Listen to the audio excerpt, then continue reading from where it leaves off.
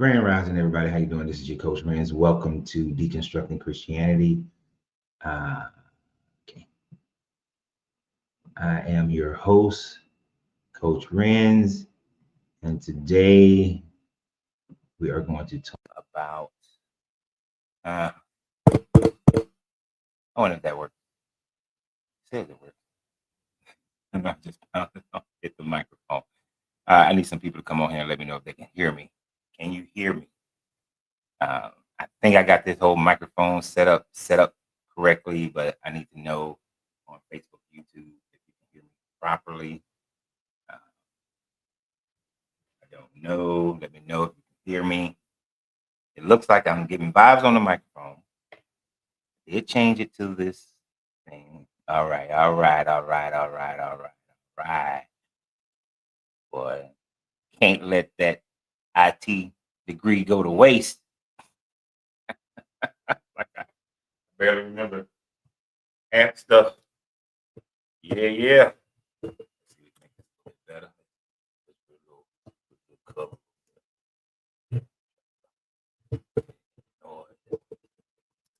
cover. Microphone checker. 1, 2. You know what this is?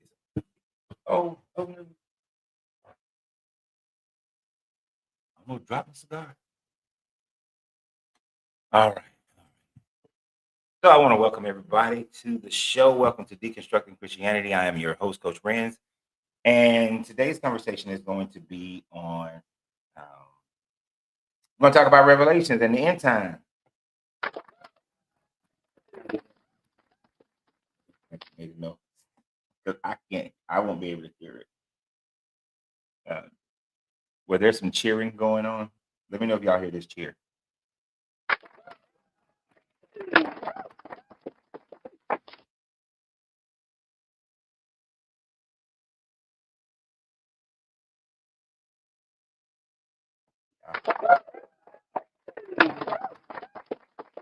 Oh, you don't hear it? Okay.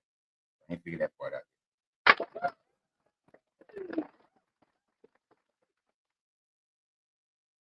We're going to learn this system. Oh, I wonder if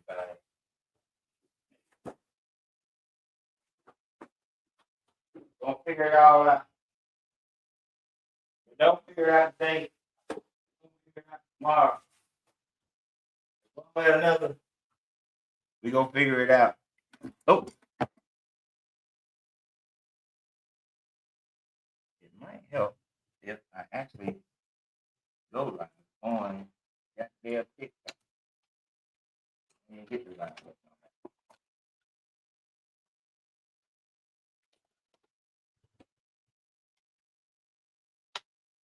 One day I'm going to be a real boy. I'm going to have all the hookups. Sounds like you're trying to start. How is the sound? The cheer sound was low. I don't know how to turn that up. Okay, so I got the mic already turned up.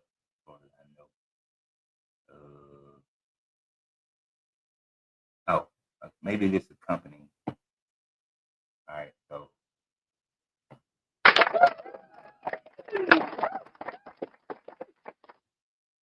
Was that better? Look, I got to test it out on somebody. Y'all being tested. So let me know if that was better, because I think that's the button for that.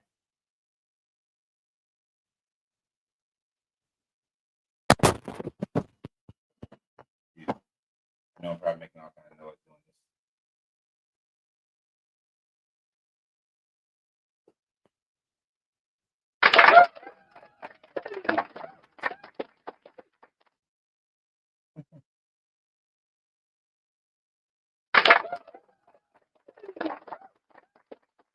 Camera's still right now.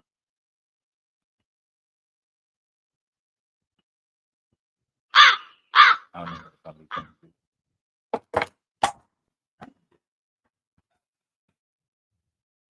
As my wife would say, I got the dropsies today. What?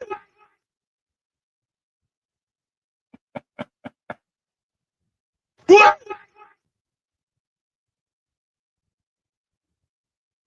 I don't see how I can make that any louder. That's supposed to be. What?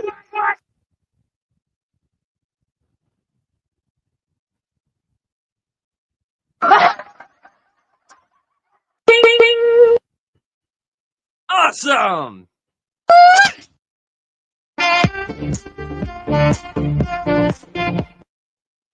Okay, let me stop playing. Let me stop playing. Let me stop playing. I don't know what's.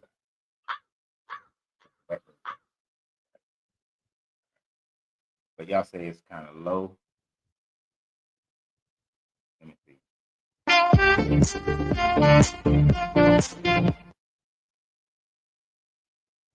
Well, that's as loud as I know how to make. We will have further discoveries as we go through the process. This is going to be interesting talking and having one ear muffled by this thing. Take it louder the microphone. Maybe I need to stop. So how is the microphone? How is the microphone? I know I'm using y'all like a test. You right, Archie. I need a better setup. And I can have a better setup. There are super chats and all kind of things to help out with a better setup. But I do need a better setup. I would agree. I need a new laptop. I need all kind of shit. So y'all saying, is my voice choppy? Okay, so it can't be both. I'm good with Mike, not good with Mike.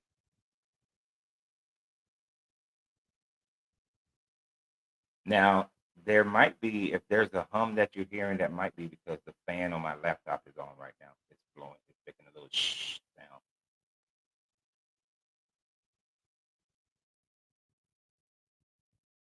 So you could be hearing that.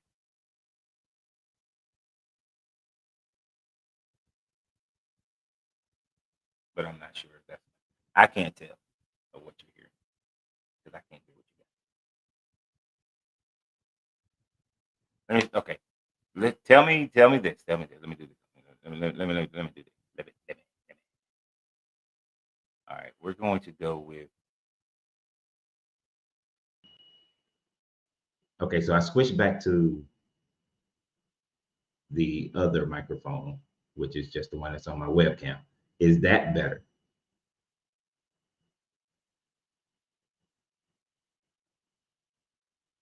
So is this better right now? Because I switched back to just the webcam mic, which is what I've normally been using.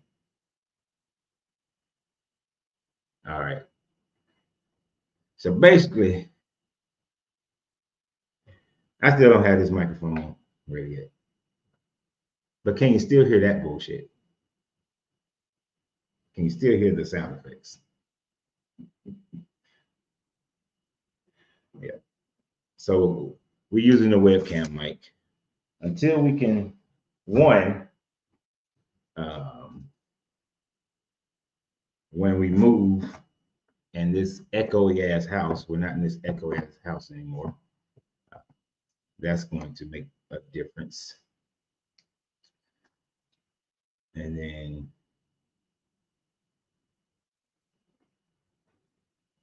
but can y'all still hear that? You hear that or no? Okay, so no sound effects.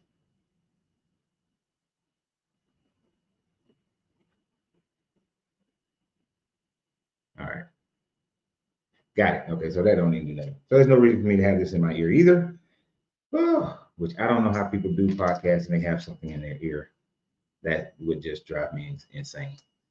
All right, so I appreciate y'all letting me know that because I think I'm just gonna tell the atheist experience when I talk to them that I'll just drive up to Austin to do the show and not do it from home because my home equipment is not ready for this type of thing.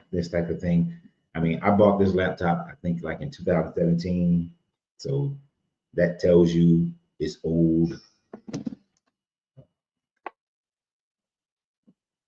But yeah, so today, people, ladies and gentlemen, we're going to have a conversation about the about the idea of this end times. You know, every civilization has always had some type of prophecy talking about how the end of the world is near, the end of the world is coming in. If you don't act right, then whatever God that they believe in is going to destroy them, right? And it's going to take away their lives. And for those who are obedient, he's promising them some type of grand life. You know, even in the Bible, in the Bible, which is where our concentration is, because we are deconstructing from Christianity, most of the time, you see in the Old Testament, they go through this sequence over and over and over again, right? They go through the sequence of, you know, there's God founded them, and then they go through this process. These are my laws. These are my rules. If you act right, then I'm going to bless you. If you don't act right, I'm going to punish you.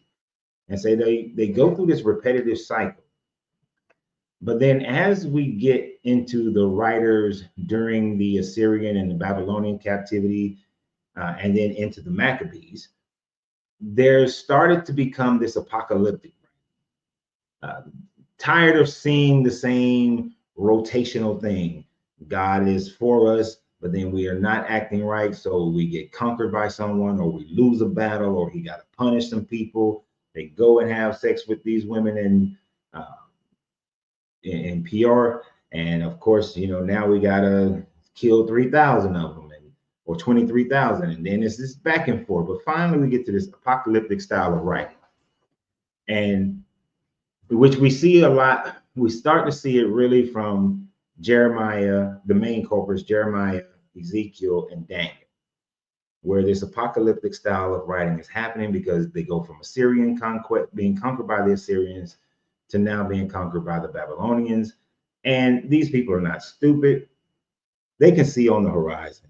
They are not about to be free. They know the other kingdoms that are built up and are building up. And so they started creating these prophecies. Now, when you look at Ezekiel and Daniel and Jeremiah, the prophecies of those have absolutely nothing to do with Jesus or the book of Revelations. Those are prophecies where they are trying to claim that they are going to become free of either the Assyrians, or when they're writing and they're dealing with the Babylonians. And one of the interesting aspects of Daniel is that the latter parts of Daniel is, most scholars agree that it is being written in the time frame with after the Greeks. Well, in the midst of the Greeks, I should say, because it is written during the time frame of the Maccabees, where they think that they're going to be established now. They're going to live forever. They're going to have their kingdom. They're going to get all the land that was promised to them.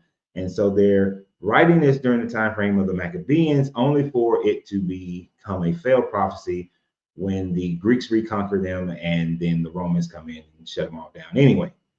So we see that these writings were not about some future Messiah, but about a Messiah that they were expecting right then in their lifetime. And this trend continued on into the New Testament. In the New Testament, some of the Gospels have apocalyptic styles within them, speaking of this Jesus saying that I'm going to come back before some of you who are standing amongst me taste death, telling people that to get your heart right. Like in John, he's telling them, John and Paul are really telling you, get your heart right, because the return of Jesus, the going to heaven, Revelation, is imminent. It's coming. It's going to happen in your lifetime. The same rhetoric that people hear today, that it's here. It's coming. And we've seen divisions of religions because of it. We saw a Baptist minister, I think it was William Miller, claim the end time. The end time fails. Seventh-day Adventists are created. They claim the end time with Ellen G. White. It fails. They do a reorganization of Seventh-day Adventists. So we've seen people making these big claims over and over and over again. And we just went through a whole rapture season with Brother Joshua. Went through a whole rapture season. It's a rapture. It's going to happen. The end times, only for it to fail once again. It failed, as it always does.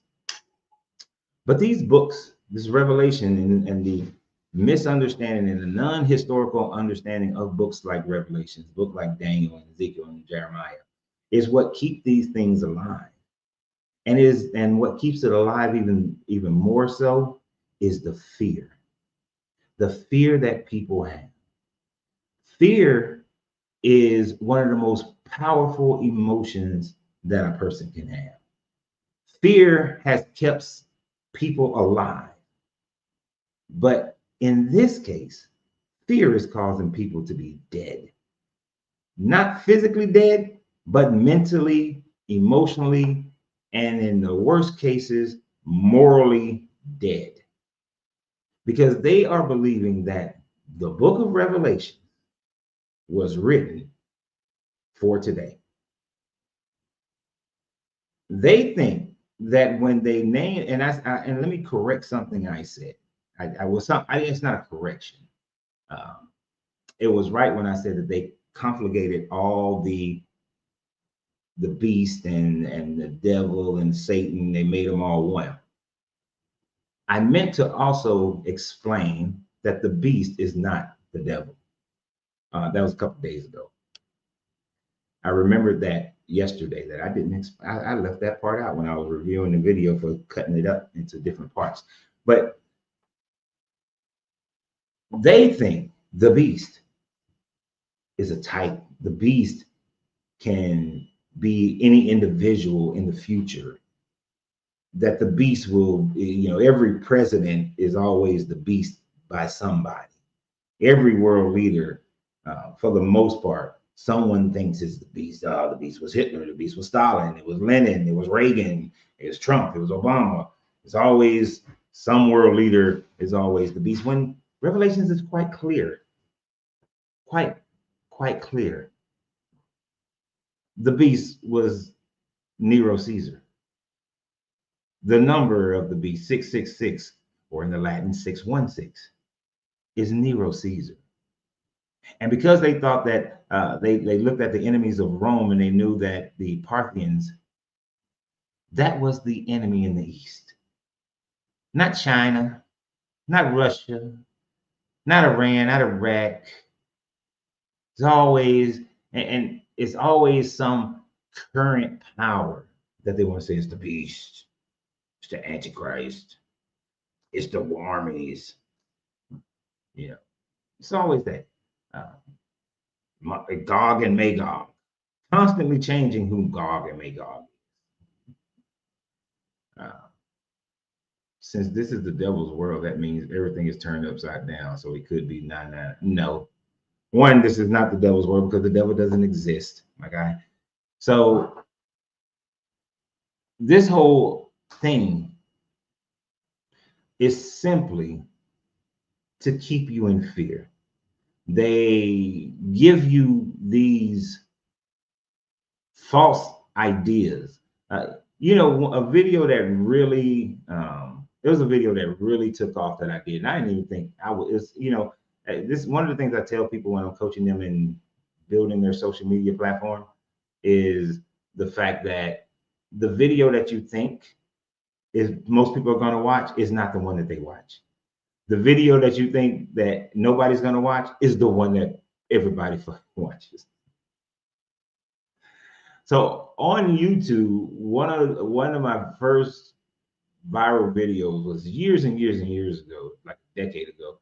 And I'm standing by the poolside in Orlando, and it was a storm cloud in the background. I'm standing by the pool, and I made a video about how the Euphrates River is not drying up. And all these people running around like chickens with their head cut off, talking about the Euphrates is drying. The Euphrates is drying. It's a sign of the end times. Damn Euphrates River has gone through droughts multiple times. And in most cases, it's man-made issues with the Euphrates River. Whether we're talking about the writings from the Assyrians and the Sumerians, Akkadians, and them talking about the Euphrates River, until we're looking at it in today's world when obviously there's a drought, there's a snow, there's not as much snow cap in the Turkish mountains. And the damn Turkish government in Syria have been damming up the waters that fills the Euphrates. So it only looks kind of bad when you get down into like Iraq. But what about all the other stuff that's supposed to happen before the Euphrates? Y'all say that your God is a God of order. If he gave you an order, bowl number 1, bowl number 2, bowl number 3, bowl number 4, bowl number 5, then bowl number 6 of the Euphrates River drying up. And then, so where's the order? Why isn't it not happening in order? You're God of order. Because the Revelations tells you that it's coming in these order. First, the first angel pours out his bowl upon all the earth, such and such. And this angel pours out his bowl. And then all the waters turn to blood in the ocean. Then the angel pours out this bowl. And all the waters in the springs and the rivers turns into blood. Then the angel pours out this bowl. And then the sun beams down and squashes the shit out of people and burns them. We got to have all that first. If you ain't getting it in order, if it ain't happening in order, because remember, these are supposed to be the signs. In order for them to be the signs, they have to happen in that order so that it is a sign. If it's happening, if you see random stuff, then it is not a sign. It cannot be identified within a code, within an understanding. Otherwise, it's just random shit happening. And people who believe in this Bible are running around in fear. Almost every event that I've been to in any street festival, and I'm sure you guys can see it even without a festival, but there was a guy walking around at the Day of the Dead festival here in San Antonio trying to hand out leaflets. You got all this happiness around you. You got good food, you got good music, you got this boat parade going through, which the boat parade kind of sucks, but you got all this good stuff going on. You're trying to hand out some leaflets. You wonder why you're getting rejected because you're interfering with people's good time. You want to stand on the street corner and start preaching, and ain't nobody stopping. Because you're so caught up into your end times that you can't even have a good time. This man was behind me and my wife, and he was so caught up in trying to tell his child about Jesus, and the child was trying to blow bubbles out her bubble gun. You know, and she was irritating my wife with that damn bubble gun too. But she was trying to blow bubbles out the bubble gun. The little girl was trying to see the goddamn break. But you're trying to Jesus up this child this whole time. You can't even have a good time. You can't even have a good time without worrying about your end times. That's a rap song. I need to get on that them AIs and make that into a song. You're trying to have a good time, but you're worried about the end times. You can't have a party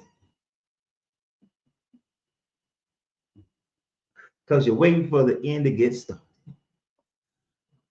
Oh, it's the end time. We're going to have a bad time. Heading for the end time. There's going to be wars and rumors of wars. Death knocking at the door. I'm sorry.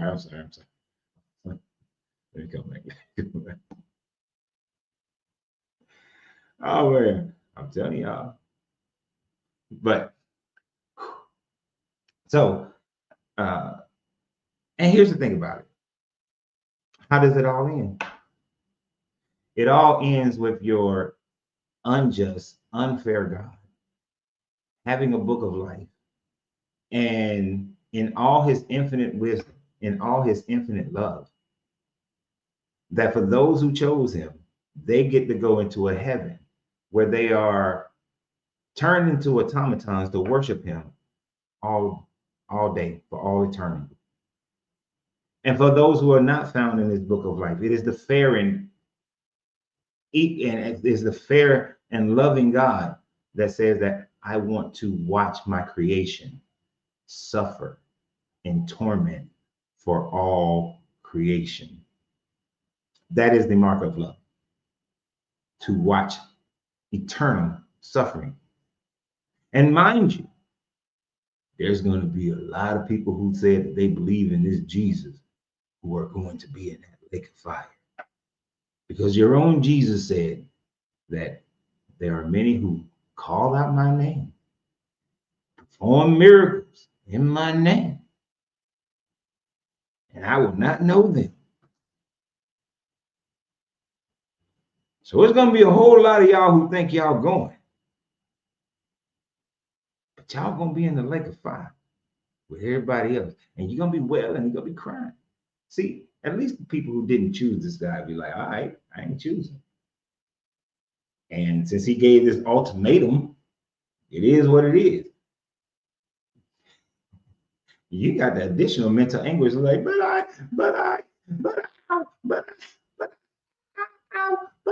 well, why,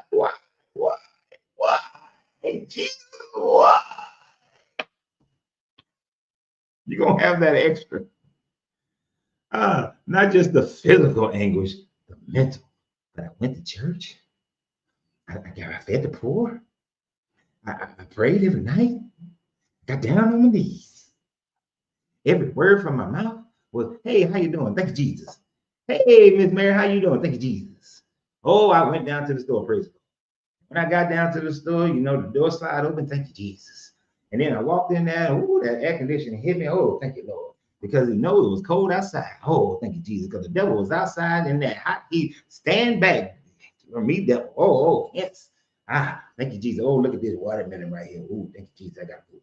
Oh, this tomato looks real good. Oh, but it's red, and you know that's the devil's coat. Why am I burning? I was holy.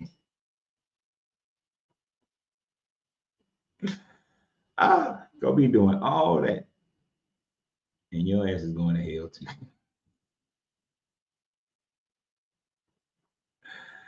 Oh man. Y'all been predicting the end times, and people been predicting it since Jesus left, because they expected it to happen when Jesus, before he, within the next 30, 40 years. It never happened. And it could not have happened, and Jesus could not have been the Messiah because he never fulfilled any of the messianic prophecy. And mind you, this is just the Israelite Messiah. He is not the Messiah he is not the Messiah, right? He wasn't the Messiah for when people say, well, where was Jesus during the transatlantic slave trade? Because he is not the Igbo Messiah. He was not the Yoruba Messiah, the Wayuda Messiah. Where was he during the conquest of Mexico? He wasn't Quetzalcoatl. Their Messiah is Quetzalcoatl. They were thinking that Quetzalcoatl was going to come back and save them. There ain't no Messiahs. And Jesus didn't even fulfill being Messiah for the Hebrew people. He failed on all accounts. So if he failed on all accounts of that, how can he come back in the end time? He can't, and he ain't. The only Messiah that exists is in you. Every last one of you. To save your own damn self. That's it. Nobody else is going to save you. You have to decide, make decisions, live your life according to how you think you should live your life based on the laws and the rules of the country that you live in. If you don't like the laws and the rules of the country you live in, move to another country. But you get yourself out of debt. You make your marriages great. You get yourself into a healthier situation. You have a better relationship with your family, your kids, your wife, your husband, everybody else. You make yourself more marketable in the marketplace. You decide how much you're going to work and how much vacation you're going to take. You make all these decisions. And yes, there are some people's decisions that can have effects on your life. We all have that as well. But then it is your choice of how you respond to it, how you react to it. So you are your own Messiah. There is no Messiah but you and yourself. So Jesus ain't coming back. The end times are never going to happen in your lifetime, damn sure. Right? Well, you know what? Let me say, a big ass meteorite could hit this planet any day, any hour. So let me not say that. But as far as we know right now, you're gonna live to whatever age you live based on the decisions that you make. And you only got so much time, and you best enjoy the hell out of it as much as you possibly can. So stop doing things that you hate and and enjoy life as long as you're not taking away anybody else's ability to enjoy life. So, but as far as this revelation, as far as this book of Revelation, that shit's never gonna happen, and it never has happened. And Christians have zero proof of any of it being true or possible. Now I'm gonna light my cigar and take a sip of my coffee.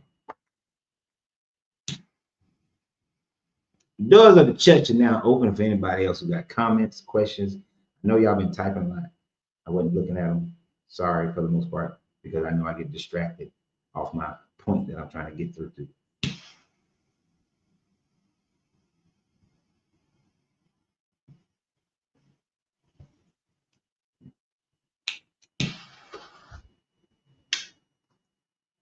Let me thank all my devoted Christians. Those Christians who devote themselves to being here, present on this live, damn near every day. Thank you for your devotion. You are some of my most devoted people. I appreciate y'all. Mello. What's up, man? Good morning. Yeah, bro, I was over on Facebook reading the chats, man. You got some crazy people in that chat. Look, for y'all who don't know, for the TikTokers and the YouTubers, it's two people on Facebook. You know, who was it? The Scarecrow. Scarecrow didn't have a brain. Look, how long they been waiting? They can tell. I've been getting told this day, the end of the day since I was a kid.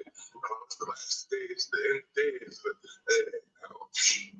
When is it coming? I'm looking at what's going on right now. It's too bad. Like, my whole city just fell.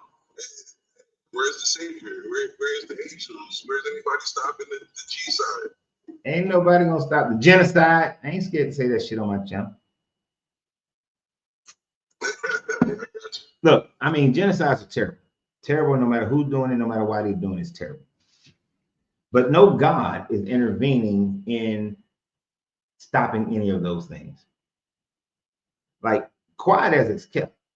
I know the people who were instrumental in stopping the genocide that happened in Rwanda back in the mid-90s. And I can tell you beyond a shadow of a doubt, none of them was Jesus. And none of them was this God. I know. Close. You know what I mean? Like regular people doing the best they can. Regular people doing their damn job, figuring out, all the ins and outs to get that shit done and to get Kagame in as president. I know more than half of the people who were involved in that. And what none of them Jesus. Not now. Jesus wasn't part. Kagame need to go. He need to go, man. He a problem. Matter of fact, taking your money. It's like, you know what I mean? And what? Calling a lot of this stuff. What? Man, Kagame's been the best president in the world for the last 20 years. Yes. Kagame. The one that's funding the stuff going on right now in the Congo and displacing all those people. Kagame, you saying that Kagame is funding refugees in the Congo? No. He's funding the genocide stuff happening in the Congo from his people out of Rwanda. I'm finding that a little hard to believe. I'm trying to tell you, I talk to this girl. She's from over there all the time, and she be breaking it down. What's going on? What's his name? Thomas Gagani, or am I thinking about the same? Hold on, let me check, because I might be thinking about somebody different. It's a lot of leaders.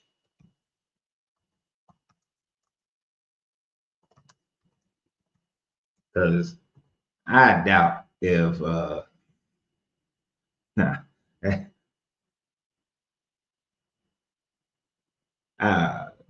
and I'm gonna doubt it until I see more than just some damn what some other country is saying too. That's what I'm talking about. Yeah. Yeah. He responsible for a lot of that nonsense over there, bro. I promise you.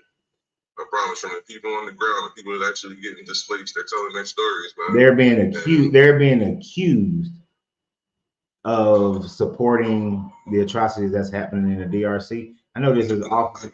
You gotta see, they got footage of the soldiers leaving from over Rwanda. They got all this. They got so much evidence about where these rebel soldiers are getting funded and getting their weapons and stuff from, and it's coming from Rwanda.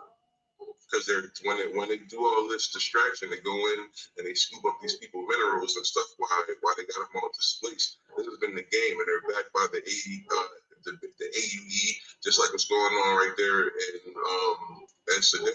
It's like the same type of nonsense. You can check all the reports there, who they're being funded, where the minerals going, and everything. Like this is not like a secret. It's not. Well, like I said, I'm going to have to do more research on that before I would say yay or nay. Based on the character of the man, I'm going to look at it with a little side eye, because if all I'm getting is information from the people who've been raping the Congo for centuries, if they the ones who are saying this, let me look at it a little deeper. Because one of the things I do know from my time frame being in part of European Command is that we would tell y'all one thing while something else is going on for our own political reasons. And you can just look up the Noah people, what they've been going through. I'm not going to doubt that people are going through some stuff, that the place have been war torn. Not going to deny that, but I'm also not going to just pick a side because some European body and the BBC is saying that these are the right people to be on the same side of, because it's not like the government of the Congo has been doing their people right either. No, 100%. And the same people that's complaining, they're complaining about both of them. They're trust me, they is not fooled about who is and what is affecting them. Like, they know that their president, the one who's a drunk, they call him out and say he didn't do nothing. He's been a dictator basically for so many years, and he's not protecting the people. You know what I mean? Like, so it's just like. And he's attacking his own people. So I'm saying it's coming from sides. It depends on where you at, man. Like, if you got minerals and oil under your ground and you live there, you're in danger. That's just basically what it's been and what it's always been. Okay. You know what I mean? Like, if you had forests for timber back in the day, it was a wrap for you. They were coming for your wood. You know what I mean? Like, okay, I'll look into it, but let's not get starting to go way over there. Yeah. Sorry, man. Yeah. Well, this ain't that channel though. This ain't that channel. This is not a political channel. So unless it has something to do with this stupid ass Bible. So let's not. I think religion has a lot to play with this to begin with too. You know what I mean? In fact, when we even got this far to begin with, like, just the fact that you can other yourself based on religion. It's like I seen, like, people who would just be Muslim over black first, you know what I mean? A Christian over being black first, like that caused so much problems. What you got to say about the end time? What you say? What you got to say about the end time? Oh, okay. I mean, I was talking about, they was the same, man. They've been telling me that the end times was coming. It's a bunch of stuff that we should say that the end times is here, but it's not going to happen, bro. Ain't nobody about to come out the sky.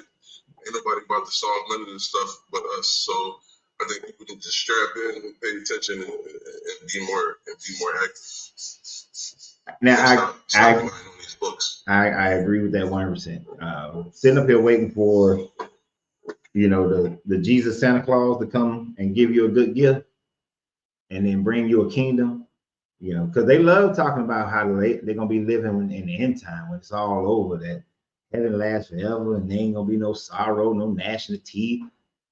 But then they get their ass handed to them here on earth. They getting their life taken away from them here on earth. Right? They let people take advantage of them. And they letting these churches and these pastors take advantage of them. They can have heaven on earth right now. They ain't gotta wait. But the fact of the matter, they're believing is based on a lack of understanding of the book that they claim it to be from. Right? 100%. We definitely could be living in utopia. Like right now, I say this all the time, where we got the technology. I mean, ever since we figured out how to make plants grow faster, we shouldn't have no problem. And also, we waste half the food we grow. So it's just like, that's, you know, is that your God telling you to do this and not feed the poor and all that stuff too? You know, you get shot. And their God is supposed to telling them that they're supposed to feed the poor. But the thing about it, the other aspect of it is, why would you claim that now is the end time? And they'll pick out something and say, oh, there's wars and rumors of wars. Well, there's always been wars and rumors. The Euphrates River is drying up. But what about the ocean turning into blood? That's supposed to happen first. The river is turning into blood. That's supposed to happen first. Like, all these things supposed to happen in order, but yet none of them happen. And they'll pick one little item and say, oh, that's the sign of the end time. Oh, they did the river of blood thing. When we had the, you know, how the algae turns the color. They had picked that one up. They was like, look, the river's blood.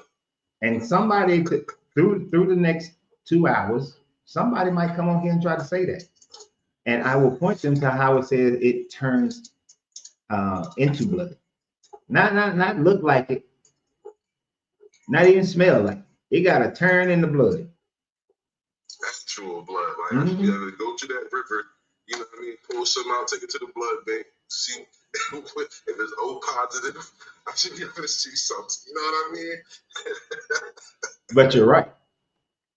You're right. And look, the dude on TikTok, that has already happened. That has never happened in all the history of man. Rivers have not turned into blood. Let me give you so I'm sorry. Rod is tripping. Rod Keith just writing stuff. But anyway, so the massacre that happened in Wilmington, North Carolina, when they killed, it was worse than Tulsa, right? The reporters of that day said that the Cape Fear River, they killed so many people that the Cape Fear River ran red. It was that much blood in the river. That's as close as you can get to turning a river into blood. Now, the river didn't turn into blood. The waters didn't turn into blood. There was just so much blood mixture within it, right? Cape Fear. Just look up the massacre of Wilmington, North Carolina massacre, and you can find it's a lot of information on that. Right. That's an example though of blood magically turning into water. There you go. I should say miracly. I don't know. Exactly. You could kill every animal and human. Well, we animals too. We kill every goddamn animal on the planet, and there's not enough blood. And I have not done any scientific information to back this up. I'm just going based on, I'm quite 1% damn sure. You could kill everybody on the planet, kill every animal on the planet, and that's not enough blood to fill the oceans and the seas and the rivers and the streams. That's how massive the oceans are. All right. So it's bullshit. And I want and if you do, there's nothing else after that. If all the ocean turn into blood and then all the rivers turn into blood, there's nothing else after that. We all die within a year. Within a year, all life on the planet is gone, except for maybe some plant life might survive, depending upon some rain. And because of rain, a few people will be able to live for about a year. But we dead. There's not enough people to do the rest of the stuff. So it don't even make scientific sense of this bullshit. I've been waiting for the end times to come, man. Maybe we'll actually get some peace if it actually happens. Maybe get some peace and quiet on the planet. Maybe I'm worried about this meteor. Are they saying, as the Christians talking about this? Are they talking about this? Surprisingly, I haven't heard any Christians come out and talk about this meteor that's supposed to get close to the Earth. I forgot what it's called. Plenty of stuff to point to that can cause the end of the Earth. Solar flares, all types bad. The raising in temperature of the Earth because of manufacturing and nonsense. But no, we got actual that we're going to cause the end of the Earth. But no, they don't want to acknowledge that. I mean, I say the end of the Earth, but the end of us, and we keep moving the way we're moving. Yeah. Oh, but we won't kill ourselves off. We might have some depletion, but we ain't gonna kill ourselves off. We'll still be here. Right. Let me let this other joker get up here. Huh? I'm sorry. My whole thing, coach, is like this religion, man. Is it really just? Is it supposed to offer us comfort, or is it supposed to have us live in anxiety about all of this forever? Like I don't. Both. It's supposed to provide you false hope for your anxiety of being oppressed on this planet to when you leave. It's providing you the false hope of the and of your oppressed anxiety. And so that control, and maybe I'm not saying that right, but basically, for all the shittiness that's going on in your life, for all the oppression that you have to deal with in your life, this book is supposed to provide you hope for a beautiful future and the ability to deal with the suffering that you got to go through to get there. Because all the good shit is only for a few people. The people supposed to live great lives while they are alive and still make it to heaven, it's only for a few people. Abraham, Isaac, Jacob. And it's not for the masses of people. The masses of people got to suffer. And they got to just try to obey this God in fear so that they can have the hope of a better life. Yeah, I'm not buying it. You shouldn't. But let me let this other joker get up here. So I appreciate you, Mello. All right, coach, be safe, man. All right, man.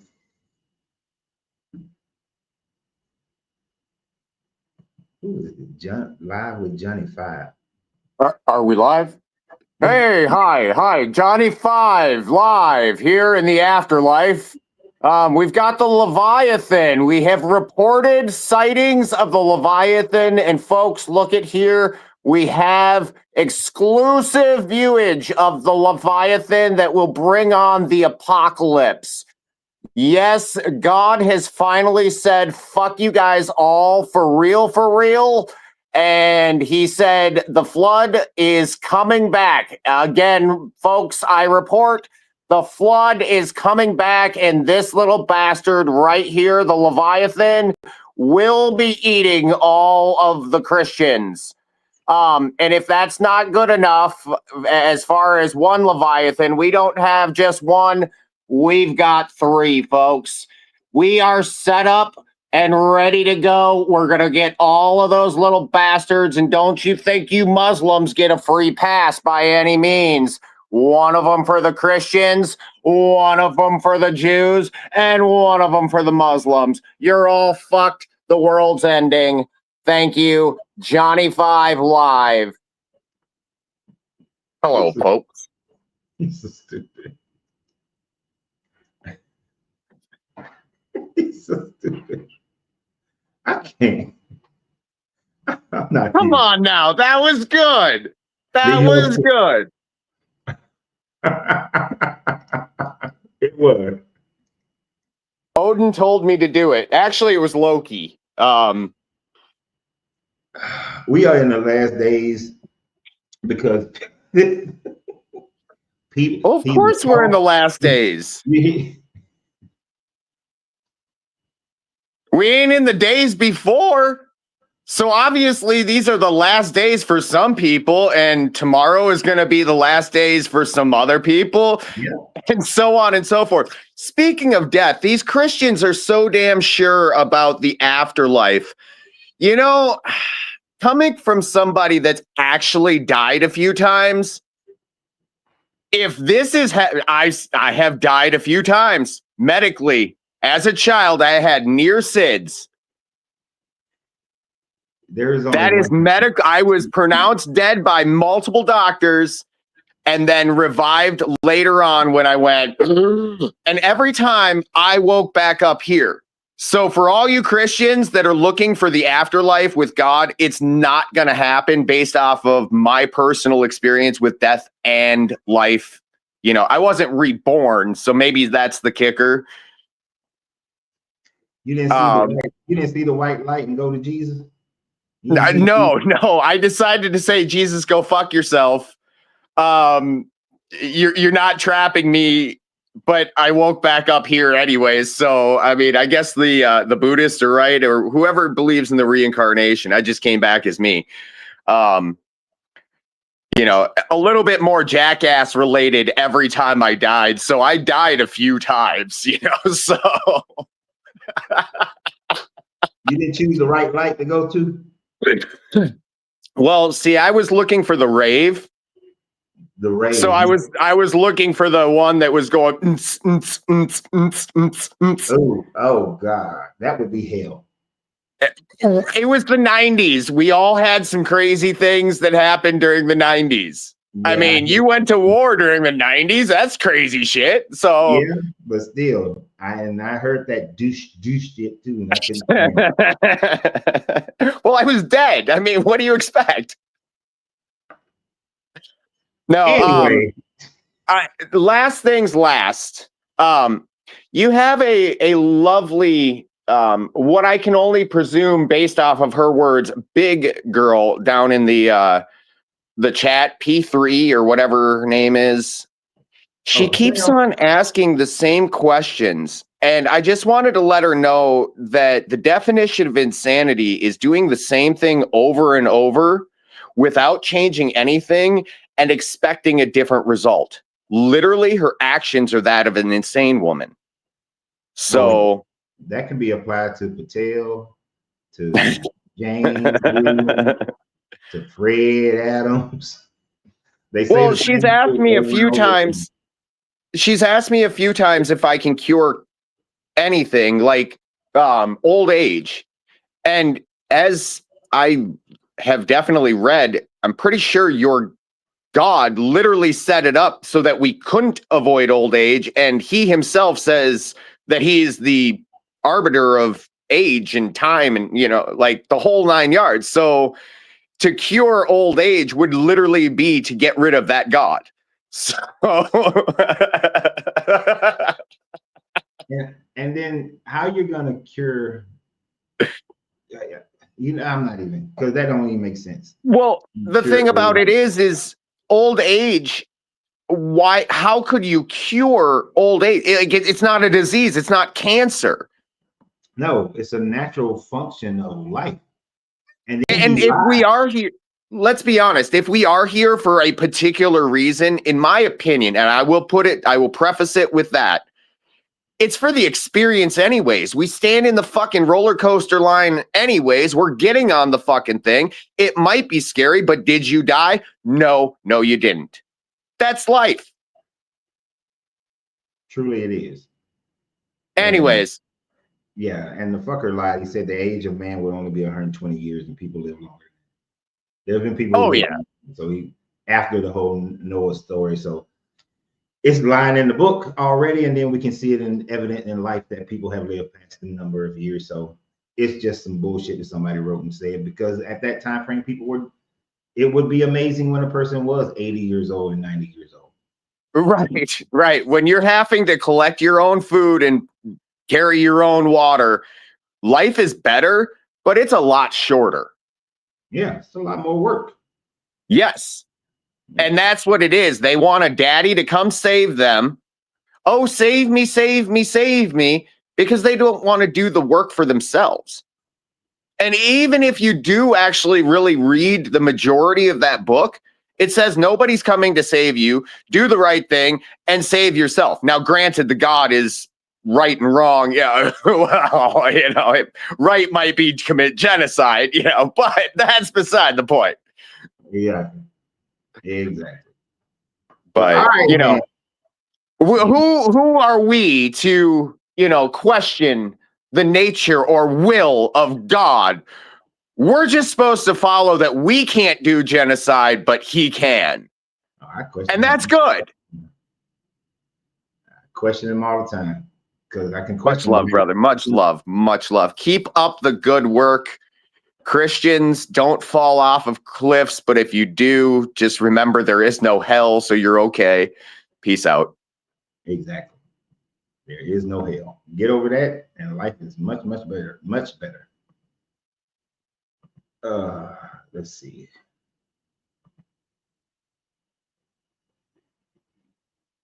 BHH podcast. What's your name?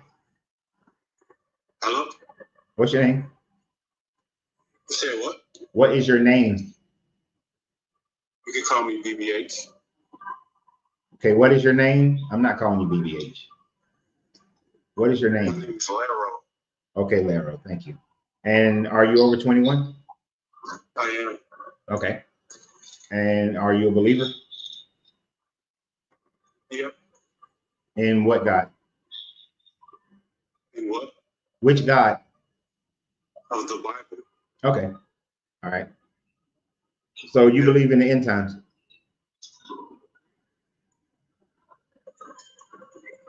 So how are Christians living?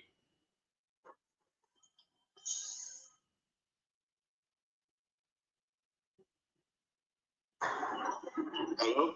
I'm here. You muted yourself. Yeah. How are Christians living in fear? Because they're afraid of the end times. They're always concerned and worried about the end time, preaching the end times, saying that you got to. I'm a Christian, and how you're inferring that I'm afraid of the end times? No true believer in Christ is afraid of the end times. So, like, where are you getting it from? Is it biblical? Like, does it say we should be afraid of the end times? Like, where are you getting this from? Yeah, y'all are afraid of the end times. The Bible is constantly warning y'all. Dude, whoa, stop. Let me show you something. You see, I can like take the volume all the way off so that nobody can hear a goddamn word you're saying. What you're not gonna do is interrupt me in the middle of me talking. See, nobody can hear you right now. But you're not going to interrupt me in the middle of me talking, thinking that you're going to loud talk me, over talk me. So do not do that. If you read the caption, if you read the prompt, then you read where the rules are. I'm gonna turn the volume back up. Don't do that. We can have a peaceful conversation. So can we have a peaceful conversation? If you can, we can talk. Yes, we can, but can you answer the question for me? I have no idea what your damn question is now because I've turned you off. Wow. Now Okay, you so said something. I'm a believer. Oh, that question. That question. All right. So within the Bible, it's constantly warning Christians that they need to live a certain life, that they have to believe in this Jesus, that they have to circumcise their heart, abstain from sexual immoralities, abstain from all these other things in order for them to be prepared for when Jesus comes, and that they're going to go through these trials and that they're going to suffer and the government's going to be against them and other people are going to be against them in order for them to be able to go to heaven. So it is a type of fear that a person lives through when they have to make sure that they're doing all these things right in order to receive this reward, because some imminent war and hostilities are coming. Can I talk now? Yeah. Yeah, so that's where you get Christianity wrong. It's not a works-based salvation. I did say you have to believe by in it. by putting your faith in Christ, you would live out those examples that you just say by not, committing adultery and those things. But it's not a requirement. It's not a works-based salvation to get into hell, to get into heaven. And you're still not demonstrating to me how. Did I say? Even if that only say that was the case, how are we now in fear? Did I say that it was a work base? Yeah, you did. Yes, no, I didn't. You did just say that. I did not. What I said was you have to believe in this Jesus, and then you have to live a certain life, which you just confirmed by saying that if you believe in this Jesus, then you will live a certain life. One of the first things I said is that if you believe in this Jesus, you have to circumcise your heart, which is the idea that you have to now become a different person, a new creature, and you start living a different life. That then the fruits, the proof of your faith is in the works that you do, which is what the Bible does says, that faith without works is dead, right? So that's what I said. I did not say it was work salvation. I know how the religion works, right? And the thing about it is that it is, I said, a type of fear, right? So when you don't do things that you desire to do because you don't want to receive a punishment, that is a type of fear. I'm not saying that you're huddled in a closet, but that is a type of fear. I don't covet this man's wife because I have a fear of, if I covet this man's wife, then I know there's a retribution for it, so I don't do it. Yeah, that's what Christ came for. Christ came to do away with our sins. So we have a savior. That's the freedom. We're not in fear. That's why I say you're missing what Christianity is. No, you're not understanding psychology. That if you have a desire to do something, you want to do something, but then you have to not, but you can't do it because of fear of not being saved or not going to heaven. Because you got to admit, people who claim to believe in this God and people who claim to believe in this God, people who worship this God, they are not sinless, right?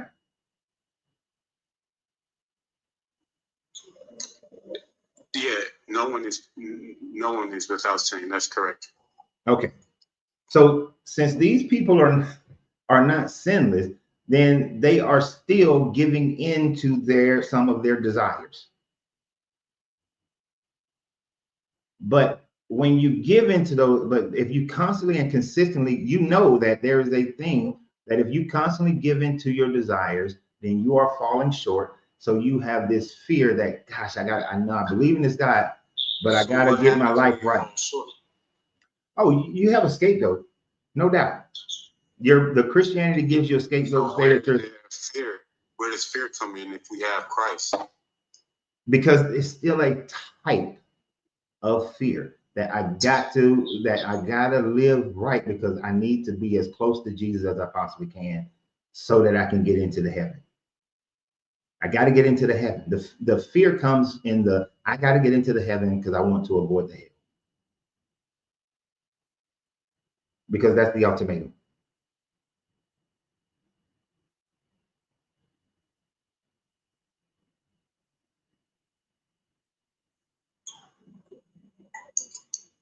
So I don't think you're still explaining me where the fear comes in. If the law is telling me not to steal, I mean that's pretty easy. Adultery, like it's not any fear, anything of fear. And if I do transgress the law, I have a savior. So there is no fear. There's like zero fear. As a true believer, if you're lukewarm, then you may be in fear. But if you're a true believer in Christ and following the path and you're filled with the Spirit, then there's no fear at all. Doesn't the Bible say that? But if I'm telling you I have zero fear of any of these end times, and you just there you go say that there is, like I'm not understanding. I'm saying it's a type of fear. I have zero type of fear of the end times. So what type of fear? Explain to me, what type of fear is it if I have zero fear knowing that I have Christ? So I was going to go somewhere else, but since you posed that out there, I'll divert from where I was going before you interrupted me. But do you, if there was no hell, this may not be a good question, but I'm asking. If there was no hell, would you still believe, would you still try to walk as straight a path as you possibly can, knowing that you have Jesus? Yes, because I have a creator. I don't believe I was here by evolution or anything. I believe that there is a creator, and the creator put me here for a purpose. So if there was no hell, you still would abstain from whatever you desire. Okay. You said you would, that's fine. All I can do is take you for your word. And that's what you say your word is. If you say you have no fear, you have no fear. I can't tell you what you feel. But what I can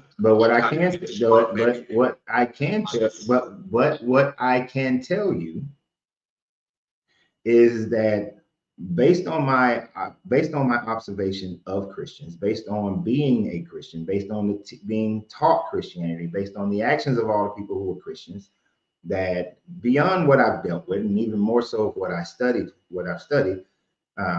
what you find is that most Christians are living in fear of two different things. One, they're living in fear of they don't want to go to hell. So let me be as devout to Jesus and as devout to the Bible as I possibly can. The other thing that they live in fear of, and this is not more of you're not going to find most of this in Americans, because most Americans believe in the rapture. Most American Christians, well, a decent number of American Christians believe in the rapture. But when you go outside of America, there's no rapture.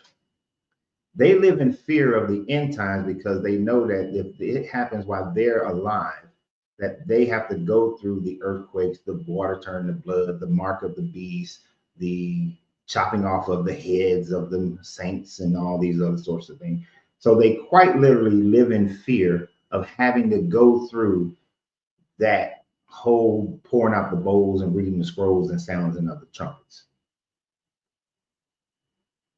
So there are plenty of Christians who live in fear of the end times. We're in the end times now, and our brothers and sisters are being persecuted around the world. Nigeria has won; they're being killed, and they're not in fear. They know that they know that they have a place in the kingdom. Whoa. They're not in fear. Now, even though I disagree 100% that we're in any end times, and I disagree that, and I've shown on here on previous lives that Christians are not the most persecuted religion in the world at this moment. But when I've seen videos of the people in Nigeria who are being persecuted by the Muslims that are persecuting the sect of Muslim Islam that's persecuting them, because it's not all Muslims, it's a sect of Muslims that's persecuting them, only in one particular area of Nigeria at that. And you know what I see? You see the video, they running in fear for their life. They're not standing up there saying, Jesus got me, take me and kill me. And no, they running, they fighting. They not just, I'm a willing sacrifice for the Lord. So yeah. You even see that they're going back to their churches, to their sanctuaries, and still praising the Lord. So is that fear? Yeah. If they're still praising the Lord by them of their faith, that's not fear. Fear is them saying, "Oh, well, I'm not a Christian anymore. I can't do this." That's what fear is. That's you trying to label it. That's you. I'll let you finish. Yeah, of course, because it also says that I can interrupt you. That's you trying to interpret a certain act as being what they're all doing and how they are feeling during that time frame.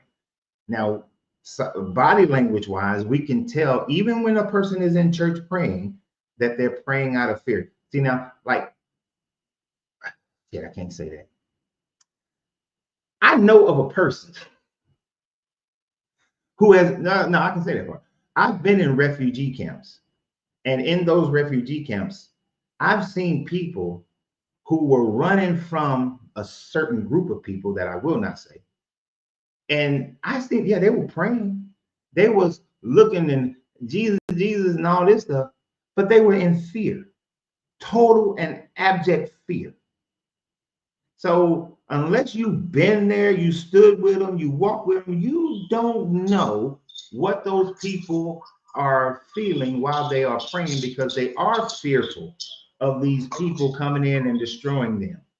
I'll give you that, because we do still have a flesh. You know, our flesh does, you know, bring fear sometimes. But so I can't give you that, you know. In some certain times, in you know, times of death or whatnot and worry, you know, the flesh can take over. So I'll definitely give you that. But what I will say is, you know, we do have a Savior, and what I will say for the prompt, maybe that's like more so towards Islam, because they're like a works based. So if they don't do all these works, then you know there is no Christ to save them. So maybe that's a prompt for Islam. No, Muslims, not Christianity. No, bro. Yes. Yeah. Do you for the Christians who don't believe in a rapture, they are in fear of having to go through a time frame when they are forced to either take this mark of the beast or they have to starve, right? Because you can't buy or sell when you supposedly take this mark of the beast. Now, the fact that they are thinking about the fact of how hard it's going to be, and then someone taking their life just because of their belief, that comes from a point of fear. I'm not saying that they don't believe in their God. I'm not saying they don't have faith in their God. I'm not saying that they don't know, for them, they think their God is going to be their salvation, but they still have the fear, right? And to give you an example of that, when I got off the helicopter in Liberia, I knew my mission, I knew my training, and I fulfilled my training, I fulfilled that mission. But I would be lying to you if I did not have some fear in here. Big badass Marine. But there was still some fear, even though I knew we were far superior to the enemy as far as armament and training. So again, I gave you that with the flesh. You know, you do have a flesh that, like, I do believe, you know, all humans do have that fear factor, but fear of the end times is not it. And another indication of fear of the end times is when you delude yourselves into thinking that every event and at all times is the end times. What is your proof of the end times? What's your proof?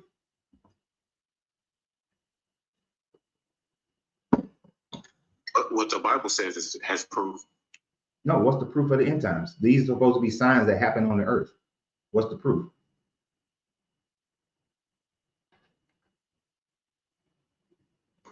Are you saying you want me to bring out scriptures and say that, you know, like rumors of wars and things of that nature? Yeah, but exactly. But let me give you a caveat here. The one that says wars and rumors of wars, that's been happening since the dawn of man. I'm talking about the real ones, the bowls, the trumpets, the bowls, the trumpets, and the scrolls. Where's the demonstration of those things happening in the order that the Bible says that they are supposed to happen? Well, here's another example. I think the Euphrates River is drying up. You know, the Bible says that. You know, so that's one example. I mean, it's several. And I wouldn't say the end times is like, oh, tomorrow, like no one knows the hour. So, and then time to man is different from time to God. Like it's a difference. So I believe it's near. And when I say near, I don't know if it's next year, 5 years, you know, because time is different. But are we in different times? I do believe so. So would you say that your God is a God of order? And that in Revelation, he gave an order of how these things are supposed to proceed for the end time to happen. Oh yeah, that's somewhat. Oh yeah, the third temple, another temple is going to be rebuilt. That's in the process of happening right now. So yeah, is there not a rebuilding of the temple process happening as we speak? No, actually, it's not. The temple's not being in the process of being rebuilt. To be honest, to answer that question honestly, no, it's not being rebuilt at all. They have not. There is no situation where they are removing the Temple Mount. I mean, they're removing the Dome of the Rock from the Temple Mount in order to build the third temple. That's not happening. There will be a war before that happens. So that ain't that. No, there's people are taking this whole red heifer thing that they've been doing for the last, what, 3, 4, 5 years. And they're making that seem like Jerusalem, like the Israelites are building the temple, but they're not building a temple right now. There's no third temple that's being built. Right. And in your book of Revelations, and I could be rusty, could be wrong on this one. Where does it say anything about one of the signs being the temple being built?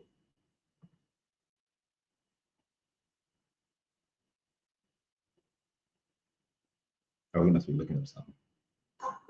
Yeah, I don't have the exact verse, but there's supposed to be the Antichrist coming and sitting in that temple, proclaiming to be God. So I got you. I just don't have the verse. I got you. I see what you're saying. Okay. You would be right in that one. That okay, now I understand what you're saying. Because in order for some of the things in Revelation to happen, you have to have the temple in Jerusalem. So I understand what you're saying. Gotcha. So that would be that. I'll give you that. That would have to be done in order for all these other things to be able to happen. So since the temple is not being built, how can we be in the end times?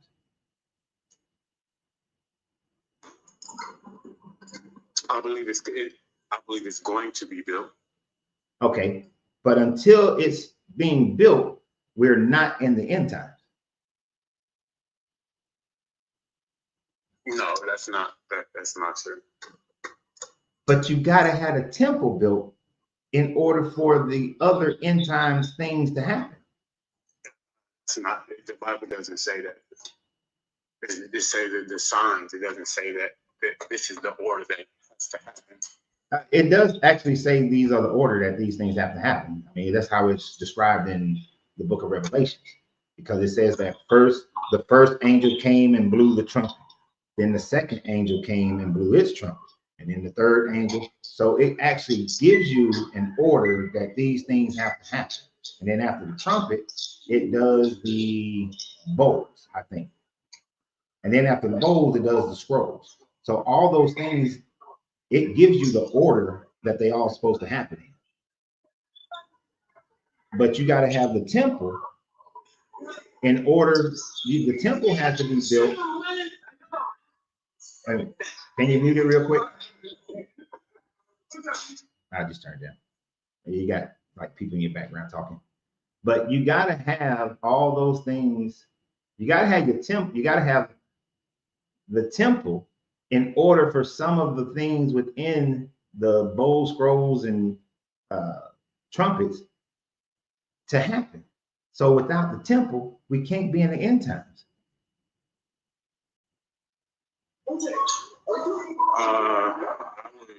I would disagree, because what about the other signs that it said what happened before this temple was to be built? For example, the drying up of the river. Okay. So, but before the Euphrates dry up, you have to have all the waters, the ocean turn into blood. You got to have these rivers and all the streams and rivers turn into blood before the Euphrates dries up. Because the Euphrates drying up is before this happens. Because it's all in order. No, but does it say this will come to pass before this comes to pass? It doesn't say that. But I kind of think we're getting off the topic of the fear. There's no fear. No, it's perfectly fine, the topic that we're going on, because see, this is part of the problem of why there is a fear. Because when we see a cyclic event like the Euphrates River is going through some drying, which right now is going through drying because one, it's multiple reasons, like three main reasons. There is somewhat of a drought, but number one is that there hasn't been much snow cap on the mountains in Turkey to keep the normal levels of it. And then three, Turkey and Syria have been damming up the river, damming up the river at its most northern points. So we only see the drying happening really down in Iraq and in those areas down to the Persian Gulf. So the whole thing is not drying up. They're hoarding the water from the tributaries as well as from the main source from the Turkish mountains. Now, as far as an order, this is one of those things that I find interesting, that Christians want something specific, to say something specifically when you are making your points.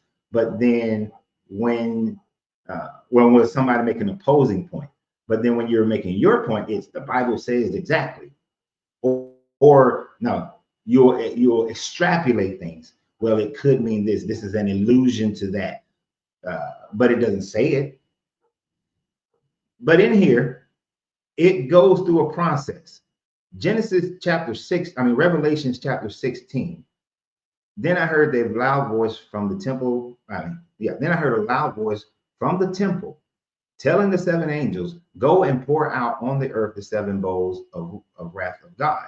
So the first angel went and poured his bowl on the earth, and a foul and painful sore came on those who had the brand of the beast and who will worship its image. So you got to have the brand of the beast before this first angel can go and pour out his bowl.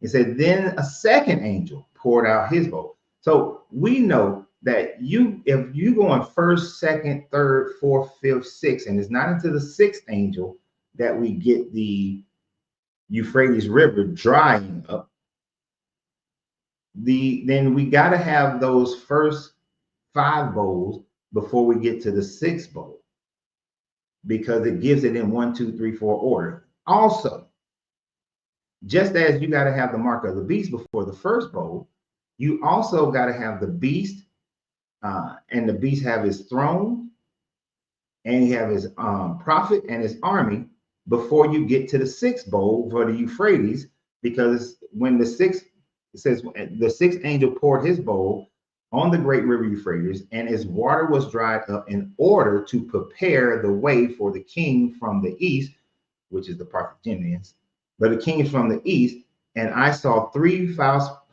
spirits like frogs coming out of the mouth of the dragon, and so on and so forth. So you got to have the Antichrist sitting on his throne before the Euphrates River can dry up, and he had to have already given people the mark of the beast before the Euphrates dry up. Yeah, it's not completely dry, so. But it's not completely dry. You're absolutely right. You're absolutely right. It is not completely dry. So before it dries up, all those things have to happen.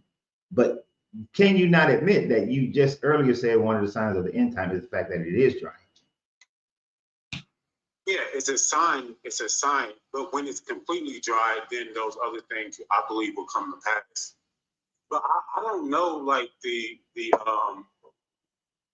exact times and stuff. Like I don't know. So I don't think no one can pinpoint that.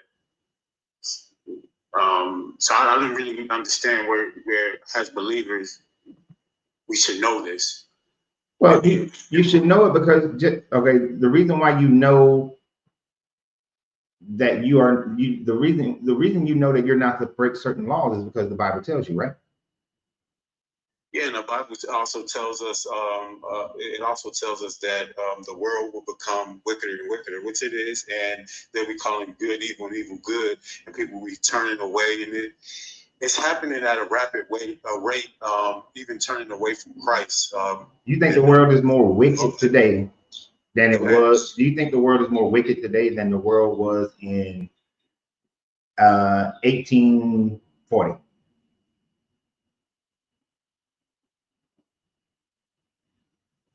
Yes. Wow. So you think that there is more wickedness today than it was when the black people in America were slaves, the indigenous people were being treated like trash and thrown off their land. The colonization was in Africa. The people who were colonized in India. The Japanese was warring against the Chinese and kicking their ass and treating them like trash. You think that today is worse? Yes, because we have way more technology, we have way more freedom, and we're still killing each other at a rapid rate. Nowhere near the rate that people were being killed back then. Nowhere near. There were more people dying during World War II than people are dying now. Okay, so one person in the world can end homelessness. That, like, wickedness is not only just killing. It's other forms of wickedness. And what we're doing with our resources and our power in these times in 2025 is wicked. How old are you? And there's a reason why I'm asking. It's not trying to say that you're too young or no, anything like that. All right, you're 35 years old. The reason why I asked you that question is because actually you're at the perfect age, right? Because when I was 35, I possibly was thinking similar to what you're saying now. Part of that is because growing up as a child, you don't recognize how much crap is going on in the world at that time frame. The world looks really good to you. But then once you get about 35 years old, you start paying attention and you start seeing all this craziness that's going on. And it seems like the world is worse than what you had previously been living in, right? And to you, your perception is that because when I was 16, I wasn't paying attention to what was going on in the world and how much wickedness or goodness or whatever was going on. I was just having a good time playing sports and working. By 35, live some life. You have to get into this adulting, and you recognize things, and you see how things it look like they're worse, but they're not. They were worse back in the day. It's like my pappy said, who was born in 1927. Those were not the good old days for him. Those were the bad old days when a grown ass man had to call a little boy Mr. and Sir. Those were the bad old days, which is hard for us to connect to because we never experienced that. But I doubt very seriously if the average person in any time point in the past would say that they rather live back then than now. During the Roman Empire, at any time frame, they could decide to take whatever you got. They could decide to kill you. They could decide to rape you. The caste systems that was in place all over the world, because it wasn't just in Rome, all over the world, you did not have the autonomy of life that you have now. You had no agency. You was a pawn. The overwhelming majority of civilization was a pawn. And you had no recourse to it because they had kings and emperors and all that sort of thing. This more democratized world is far better than any other time frame in history. Do I believe we're have more opportunities and we're blessed, more freedom? Yes, but that doesn't mean the world is not wickeder. For example, same-sex marriage is like homosexuality and the preying on the kids, and like this world is wickeder. Like How is same-sex marriage affecting you? so it's not affecting me, but they're pushing it on our kids. That's not the natural form of relationship. Do you have children? I do. Who is the biggest influencer on your kids? Who's the biggest influencer? Mm-hmm. Me. All right. Who's the second?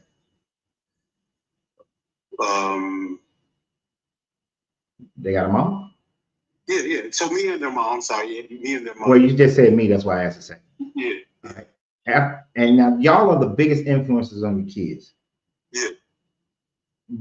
Are your kids more apt to listen to you and your wife, or are they more? They have to go out in the world.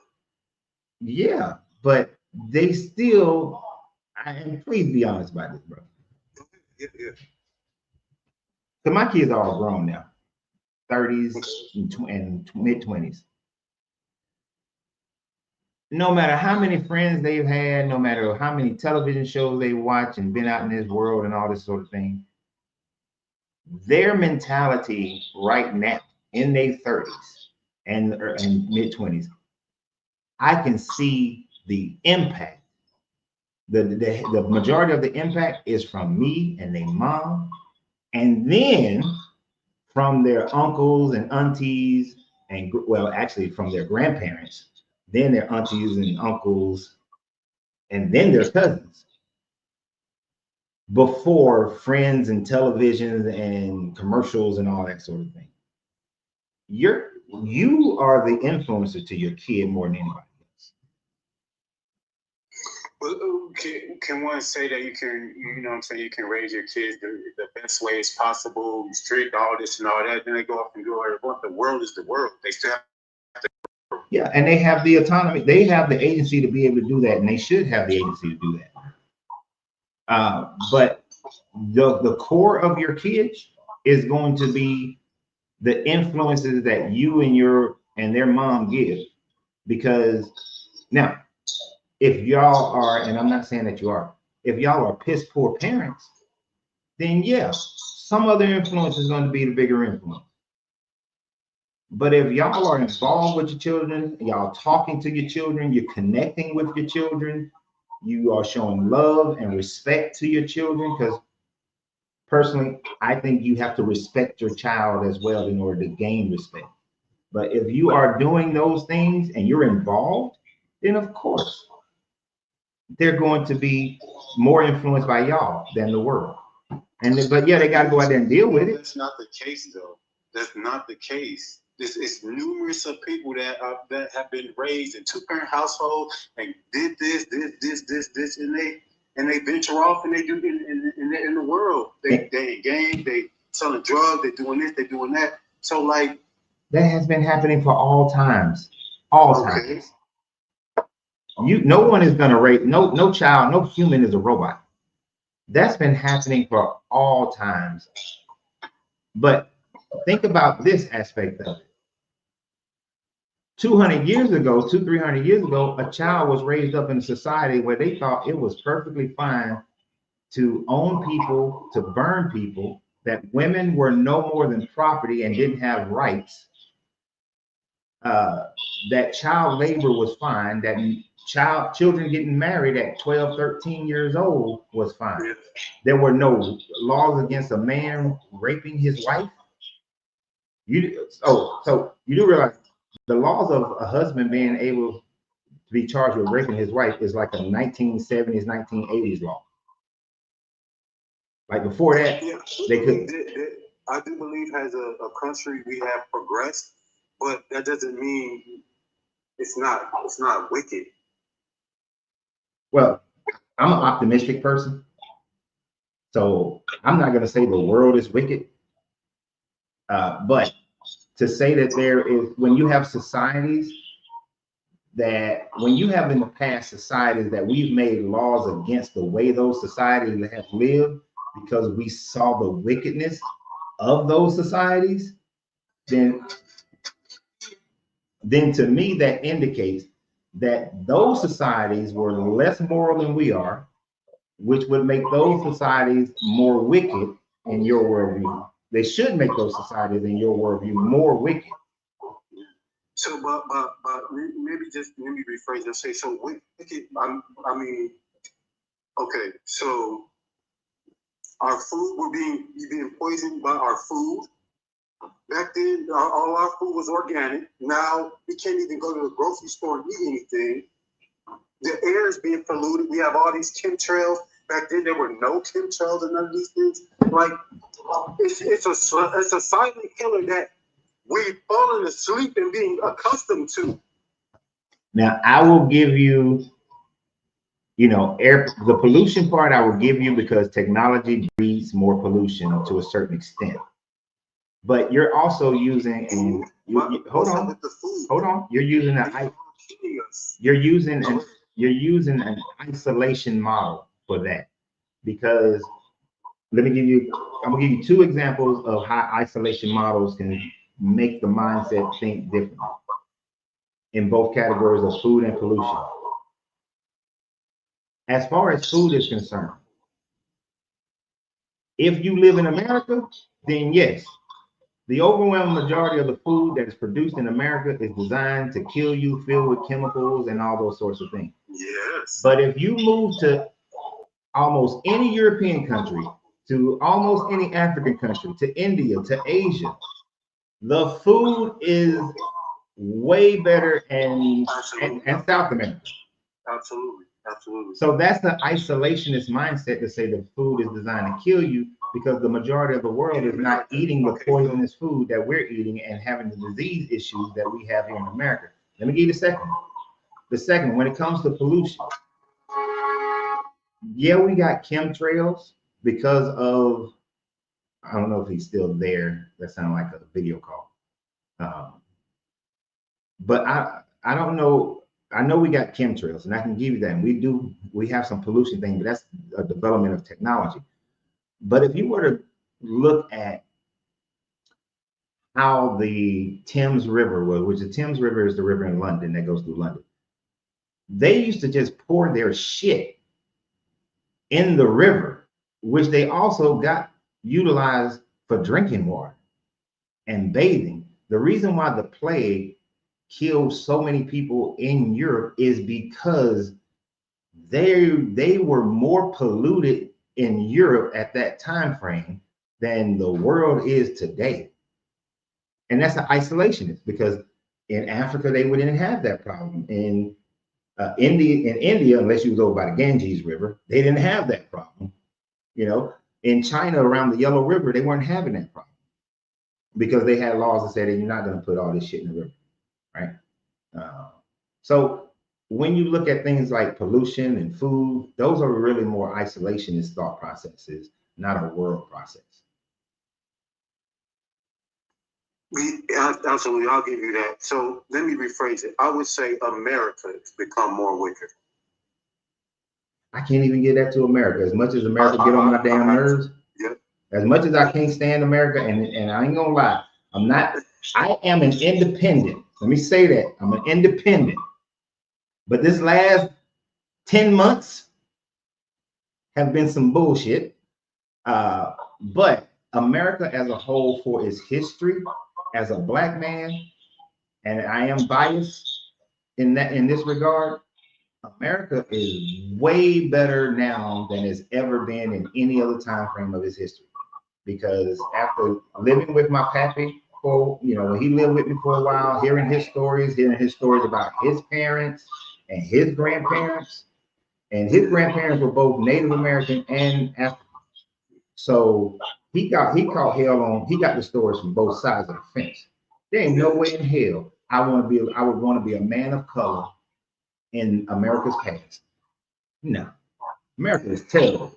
Yeah, so I would, during those was some really rough times, but the fact that we had the chains taken off and now we're killing ourselves, that's wickeder. We all, you know, you do realize that every group of people, you are more likely to die by people who look like you than anybody else. That's always been through history, right? Like it was the. But was that not a? Is it not a plan through the music industry, through these things, through the? This was a plan. This is why do we ignore this? We don't ignore it, but we always we do is recognize it. Poverty breeds crime. If you put and oppress people in poverty, they will have more crime.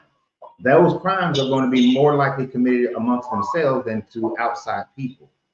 But even in societies where they don't have the music, they don't have the impoverishment, the crimes that are committed towards them are still done by the people who look like them and live by them.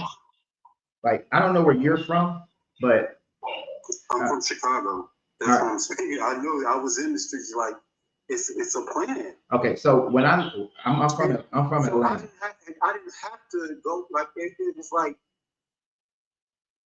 most of the streets violence and the gangs in the community is not due to resources and not having this. It's due to ignorance. No, it's resources, man. Literally, this is why when you what's a wealthy area in Chicago? River North. Did they have less crime in River North? Yes. Economics is the reason. When you look, you can look at that across the board, across any country. Wherever there is less economics, there is always more crime. That's undeniable. Every statistic around the world demonstrates that. So economics is what breeds crime. But you do have crime. You did have crime. What do you call it? River what? River North? River North. River North. The crimes that were committed in River North, were they committed by the people who came from somewhere else or committed by the people in River North? Most of them. Somewhere else, to be honest. So River North is near downtown Chicago, and then most of those crimes that would be committed were people from South Side, West Side, my uptown area going there and committing those crimes. You say it was near downtown, so yeah. That might give it. I'm going to. I might have to. I was going to look it up. I was going to look up the crime statistics for that area and who commits those crimes. Yeah, but I'm about to give you a win, man. Because I know from my own city of Atlanta, when you look at, Buckhead is right there, almost part of downtown. And if we're talking about the crime of theft, most of the theft crimes in Buckhead happen because people come from other parts of the city, because Buckhead attracts those people, attracts everybody. Let me rephrase, they attract everybody. So most of those crimes are coming from outside. When it comes to theft, when it comes to murder, most of the murder crimes in Buckhead happen with other people in Buckhead. Okay. So when I'm gonna give you the win on if we look at all the crime, theft is usually the highest crime. Well, if we look at all the crime, yes, that's coming from outside. When we look at crimes in the details, like murder, most of the murdering is happened by other people who live in Buckhead, because most of those murders are domestic, right? They're not like an armed robbery that ended in death. They are mostly a husband killed his wife, or a wife killed a husband, or a neighbor killed a neighbor type situation. Gang-related deaths don't happen in that area. They happen in their more impoverished area. Yeah, but most of the deaths in the urban areas are gang-related. And then, so are we going to say gang-related is a choice, or is it by being in a impoverished area? Because there are many people that didn't take that gang route that still lived in that property. So like I said, it's a setup to be in that gang, to live that lifestyle, and it's promoted by the rap music, and it's a promotion of that. No doubt it's promoted. I will grant you that it's highlighted, it's promoted, that there has, but gangs do come. That has an excuse. We can't use being in the poverty as an excuse to be in the gang. Not using that as an excuse, but gangs are developed because of poverty. That's been something that's happened throughout time. And unfortunate for you, but fortunate for me, but you probably would have loved to have lived through it, because then it would support your point even more so. But I went through the change from rap music being conscious music to becoming gang related music. Like, that was crazy work for me, and it pissed me off because at that time I fancied myself as a writer, you know. Well, actually a performer, and then I was like, no, the writers get more money than the performers, so fuck it. But I saw how everything I was writing was being rejected because I wasn't writing the gang shit. Because I lived through that. So I agree with you on that one. There has been a push towards the more vile, but we can't just look at the music and say the music is that's the only driver. Poverty is the primary driver that even drives the music. But we're also just looking at it from one point of view. Yeah. If you're going to look at wickedness of the world, it can't just be viewed from the African American experience. Absolutely. But go ahead. Yeah, go ahead, Alex. No, but it has to be viewed from a world experience. And if you really look at it, there are more people who in the world who are just living their life, abiding by the rules of the country that they live in. And actually, there are more people being a benefit to other people in the world than there are people being illegal, or, you know, being criminals and just being criminals or being immoral. There's less people doing that. So what's the standard of morality if you don't believe in the higher power? Morality is subjective to the country, the culture, and the family. Well, country, culture, community, and the family. So the morality in India is going to be different than the morality in South Africa, which is going to be different than the morality in Japan. Because within their cultures and their history and the development of their communities, certain things that they say are moral, others would say is immoral. Is most of it in different countries basically religion based? So the U.S. would consider that stuff a Christian country? No, it doesn't. People in America consider it a Christian country, but America, the creation of America was more influenced by the Enlightenment period of that day than it was by religion. Now, there are some laws, and then, of course, Christianity was an influence in the development of America, and there are laws that match up, but those types of laws were laws even in societies that did not have the gods of the Bible or any other gods. And even in societies that didn't have gods at all, they still had certain morals like don't steal and don't kill. Well, don't steal and don't murder.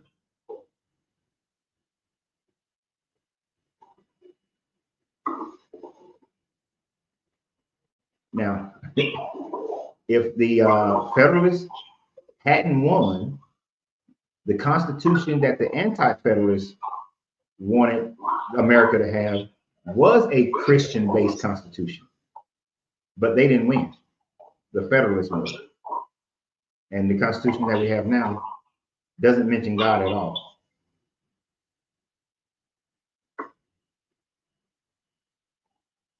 So, Christian influence country, yes. Christian country, no. So what was the whole thing of outlawing prayer in schools and the Bible and whatnot. Outlawing what? Prayer in schools and the Bible and those things. So was it a Christian country or? No. So another thing that I got the opportunity to live through. So when America first started its educational system, which was in the 1920s, or in around the 1920s, when it formalized the educational system. Before that, each community or state had their own educational system. When the federal government established one, it wasn't based on God. It was based on creating workers who can come into the city and work in factories. Can you mute your phone for a second? Yeah. It was based, thank you. Ooh. Wow, that's a big difference. But it was based on bringing people into the cities to work in the factories. That's why the Rockefellers and the Carnegies and Mellons established our federal educational system. So it had nothing to do with Christianity. It was more to do with creating workers so that the industrialists can become more wealthy.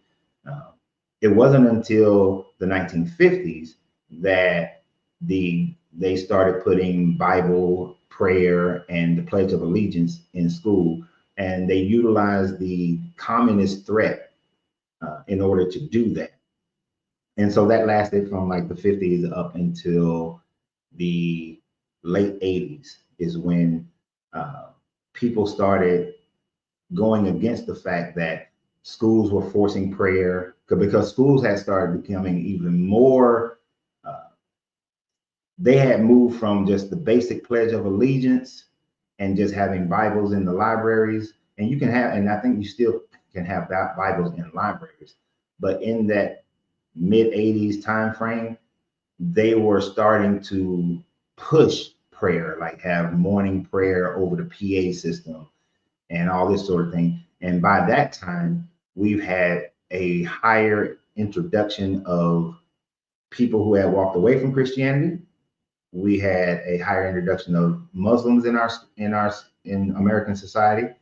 So then it became you're pushing religion, and that's when people start bucking against it, because now you were forcing people to participate in your religion, and then kids were being bullied if you didn't participate in the prayer, or they were being ostracized by the teachers telling them to go stand in the hallway if you don't want to participate in the prayer. And then those kids were being bullied by the praying kids. So that pushed all that together pushed, let's get the prayer out of school because of the damage that it's doing to these other kids, and how it's unfair, because they would never allow for a Muslim prayer to be done in school. So that's what pushed that. And now you have this one group of Republicans who are trying to push it to go back into the schools. Okay, I see. Man, I appreciate the good conversation, brother. I appreciate you. You say you out there in Atlanta. I got some family out in Sandy Springs. Oh, I'm in San Antonio, Texas right now. I'm from Atlanta. Oh, okay. But I know Sandy Springs. Yeah. So see, I was about to mess with you. See, his family got a little change, y'all. My auntie them do, yeah. His family got a little change. He trying to sound all hood and shit. His family got a little No, I'm from the hood. I'm Chicago from the hood, but my auntie them, they got a little change. Dude, yeah. I understand. I was raised. I spent some of my time frame living in the hood, but thankfully my family was close knit, and most of us got out of the hood. So, as a Christian would say, we broke them generational curses. Hey, so you say you were a Christian. When did you stop believing, or if you don't mind me asking? Honestly, I stopped believing probably around 27. I didn't formally walk out the church until about 35. But it was studying. I had questions. Matter of fact, finances is one of them. The first time I ever questioned a pastor is because he said that rich people go to hell and poor people go to heaven. And I was poor as shit back then, living in the projects in Atlanta. And I was like, hell no, that's bullshit at 9 years old. He said rich people go to heaven and poor people go to hell? Yep. No, Rich people go to heaven. Poor people go to, you messed me up. Rich people go to hell.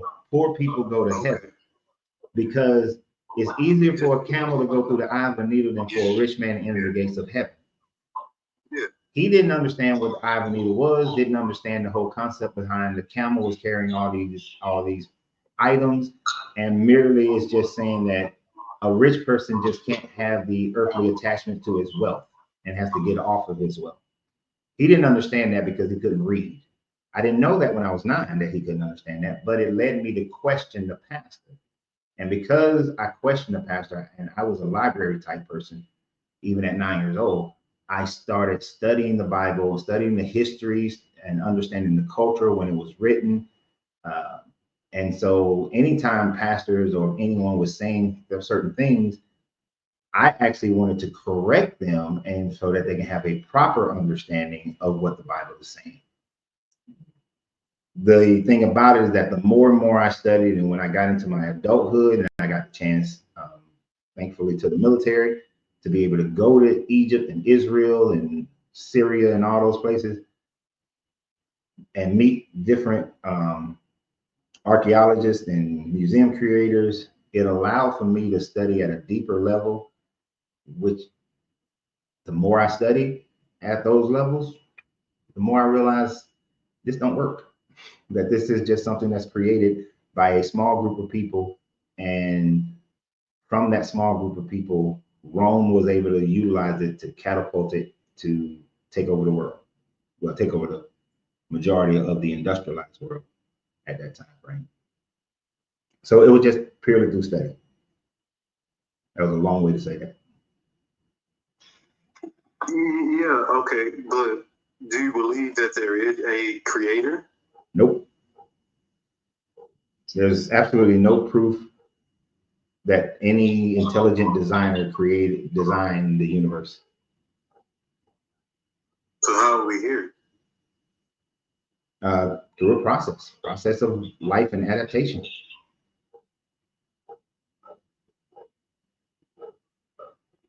Yeah, but how did that's not necessarily saying how the humans get here.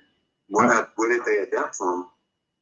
As far as the exact thing we adapt from, we don't know, but we adapted. What we can go as far back as to know that there's a common ancestor that all Homo, whatever you put at the end of Homo, came from, because we can see the adaptation from Homo erectus to Homo sapiens.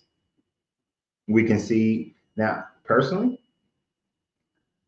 I do think that the Neanderthal came from a common ancestor, but I think they are further up the line and branched off and developed their own line and had other divisions, which created Neanderthals. But we all come from a common hominid. And we can see that. Now, what goes before the hominid, we don't know. But the fact that we can see these adaptations, and not just in our species, but in multiple species, then adaptation demonstrated in the evidence that there wasn't all of a sudden Homo sapien was just here. There was just man and woman were just created out of the dirt. And here you go. Actually, the Sumerian story fits more of who we are than the biblical story. What's the Sumerian story? Now, you do have two main variations of the Sumerian story. One variation of the Sumerian story says that the Anunnaki got the goddess Ninurta to use clay and use the blood of another Anunnaki to make man. Now and then another version of it says that Enlil, Enki, and Harsag and Anu got together, took the hominid, utilized the egg of the hominid. Utilized the egg of the hominid and did some in vitro fertilization with some Anunnaki sperm and inserted into Ninharsag, and she birthed out the first man. They tried 16 variations before they tried that version, and then they birthed out the first man. And the reason why those would fit better than the biblical story is because there was a huge jump in the hominids as far as our brain chemistry. And we haven't quite figured out what caused that huge jump in our brain chemistry about 200,000 years ago that changed man into a more, to have better brain power, to use the basic term, to have better brain power. This is another word for it, a scientific word. But for us to be able to use our brains better and to have more neural network connections. But we're still not quite sure. We don't know what happened. But the Sumerian story is saying that what had happened was these Anunnaki did some playing around with man's genome. And you have a repeat of that from other cultures as well, of the gods playing around with man's genome. Yeah, I've heard about something about the Anunnakis. Yeah, okay. That's interesting. I'll definitely look more into the Anunnakis and stuff, because there's something my brother actually agrees to, like this. Is it like New Age? Oh no. No? It's not New Age. It's hit mainstream more recently because we have been able to decipher the language. It's something that was written about in around 2500 BCE, but the stories are older than that. The stories go back to more around 8,000, 9,000 BCE. But so the story's been there, but when we first was finding these tablets in the 1800s, mainly in the 1800s, we just couldn't read them. Well, let me rephrase. We were finding these tablets before the 1800s. It wasn't until the 1800s, the late 1800s, that we started to be able to translate them. And then we have been able to translate them better in more recent times, especially with better computing technology. We've been able to translate them better. And I would imagine with our newer AI technologies that we dang sure gonna be able to translate them better over the next 5-10 years. And do you know the names of these tablets? Some of them, or one of them, or? The Epic of Gilgamesh, it tells you about the creation of man. The Atrahasis, I think, mainly stays with the I think Atrahasis mainly talks about one of the flood stories. Is mainly talking about the flood story, sorry. And then you have the Enuma Elish. So the two main ones I would say look at is the Epic of Gilgamesh and the Enuma Elish. Those are their stories, right? Now you do have some Aztec and Mayan stories that talk about how the gods created man with some corn and some dirt. And then when man started getting too damn smart, that the gods, like Quetzalcoatl, manipulated the air. I think he manipulated the air so that man would dumb down a little bit.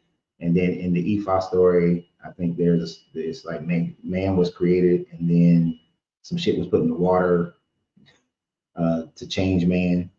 So there's gene manipulation in other stories as well. But if you want to go with the Sumerian Babylonians, Epic of Gilgamesh and Enuma Elish are two of the main ones. Okay. Brother, I appreciate you, man. I'm gonna definitely look this stuff up. And then one last question I got for you, brother. What is the chain you got on? What is that?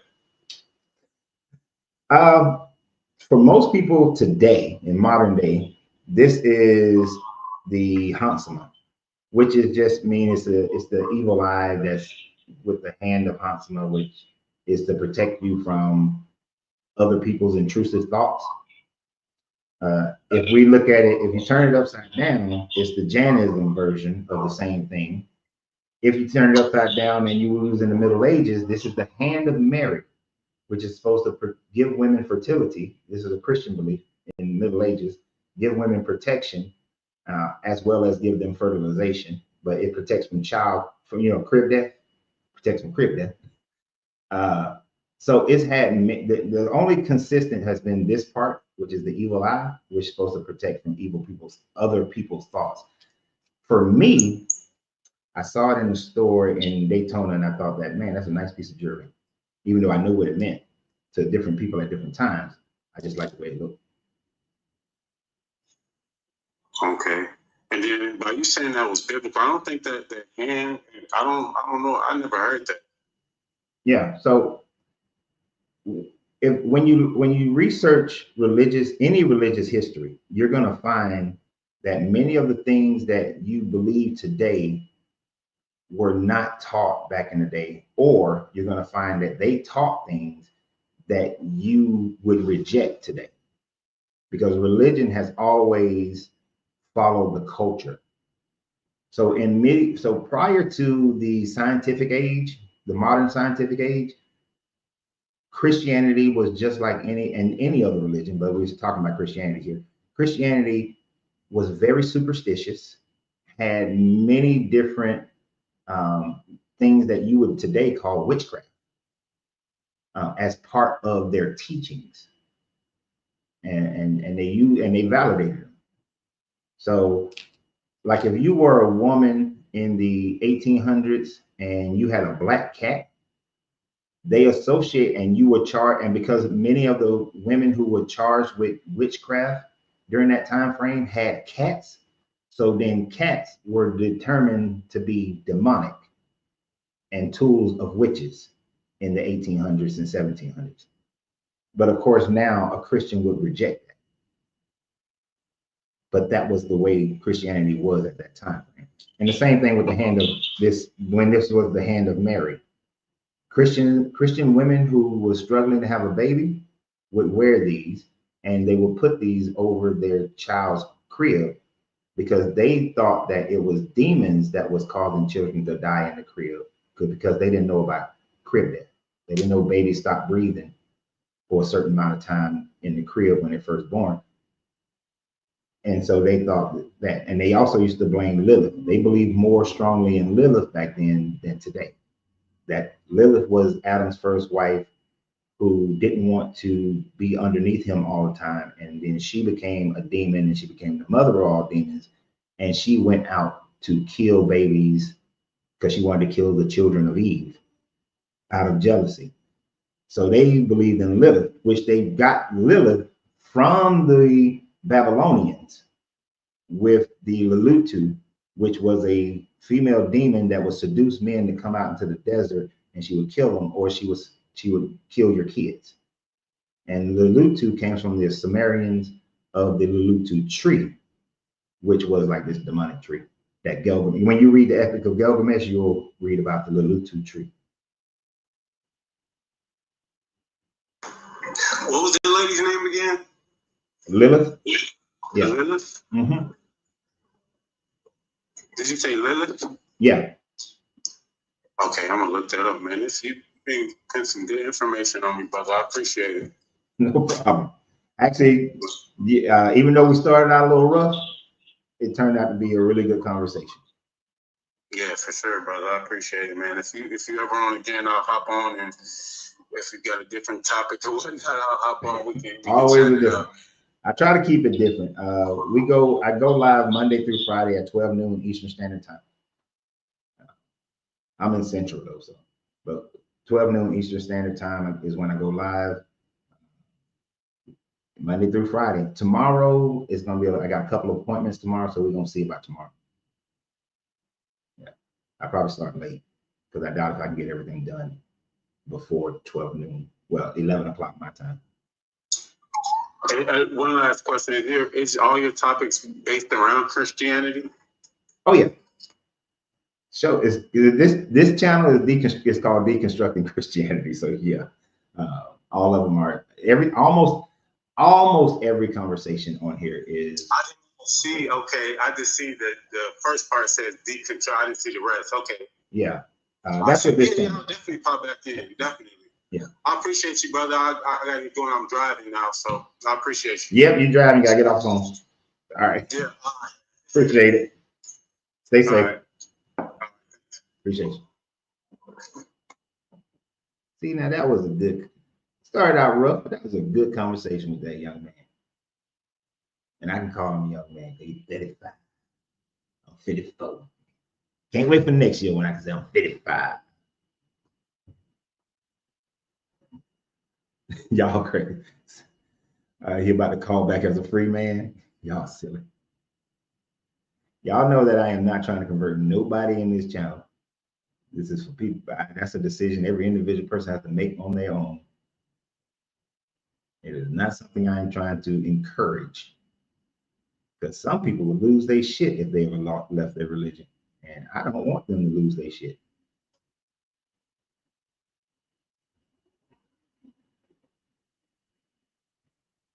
So, but that was a good conversation. I didn't mind that. We had a good one. But you know, it's interestingly though, his generation is one of the fastest growing generations that's walking away from Christianity. And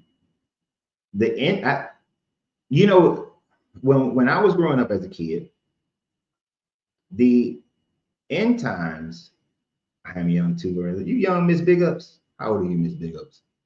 The end times was something that definitely was preached from a fear perspective. I will admit, it is not preached with fire and brimstone like it used to be preached when I was growing up as a kid. And for all my older people on here who grew up in the 70s and 80s, you know, let me know. Give me a 1 in the comment if you're old enough to remember when end time preaching was damn sure fear geared. It was fear geared like a champ. They were trying to terrify you into thinking that if you don't accept Jesus at any day, you're gonna be in the lake of fire, the mark of the beast, the beheading of the saints. Like they were like screaming and yelling at you that, you know, you better do it. You better do it because the end it could happen.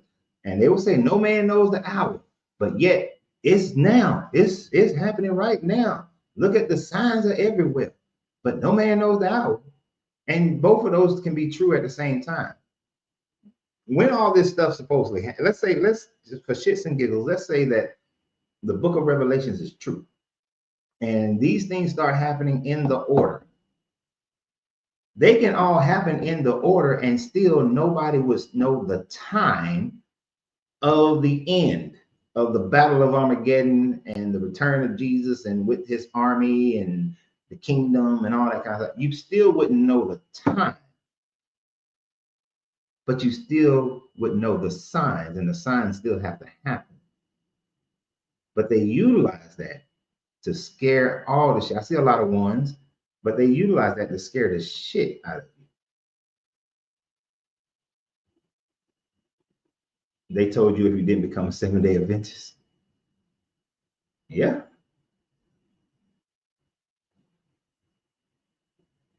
Yep. I've had the 7-day Adventist when I was growing up was saying that you got to be a 7-day Adventist. We had the Kojics saying that you had to be a Kojic in order to go to heaven. We had the J-Dubs were big in my city, and they would tell you got to be a J-Dub or you ain't going to heaven. Well, the J-Dub would say the 144 that are already sealed, they're gonna be up in heaven, but the rest of us gonna be on the new earth. And if you ain't part of the J-Dubs, you ain't gonna be on the new earth. You're gonna be in the lake of fire, right? So growing up in America, especially in the South, you were surrounded by, you better join us or you going to hell. You better join us or you're going to be burning for all eternity. Oh, I forgot about the Pentecostals. Pentecostals is doing the same thing.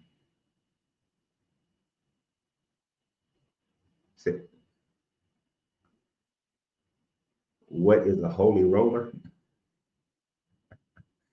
You know, the holy rollers were the ones that, and in the way I know everybody has heard this before, but the way that Reverend Purvis was said, you know, they so heavenly bound that they ain't no earthly good. You know, every word out their mouth is hallelujah, Jesus, thank you, Lord. You know, the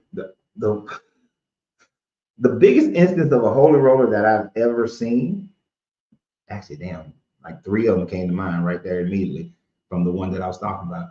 There was this couple, they were staying with Pastor Dillon.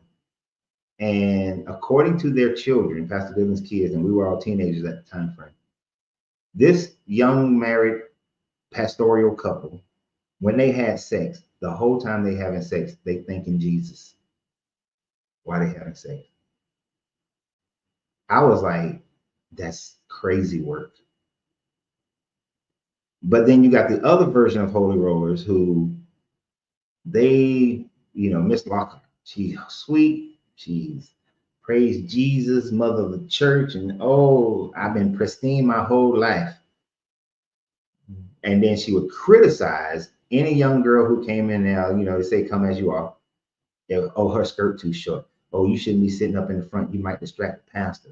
You know, oh, y'all need to change the way y'all dress or change the way y'all are with y'all kids. But you listen to the people who grew up with her. Shit, Miss Lockhart was a roaring 20s. She was a flapper. She went through the psychedelic phase. She was a party girl. But now she act like she ain't never done that. Well, now she don't do that. She passed away. But when she was 96, 98 years old, she act like she ain't never done that. I will give her credit. 96, 98 years old, still wearing heels.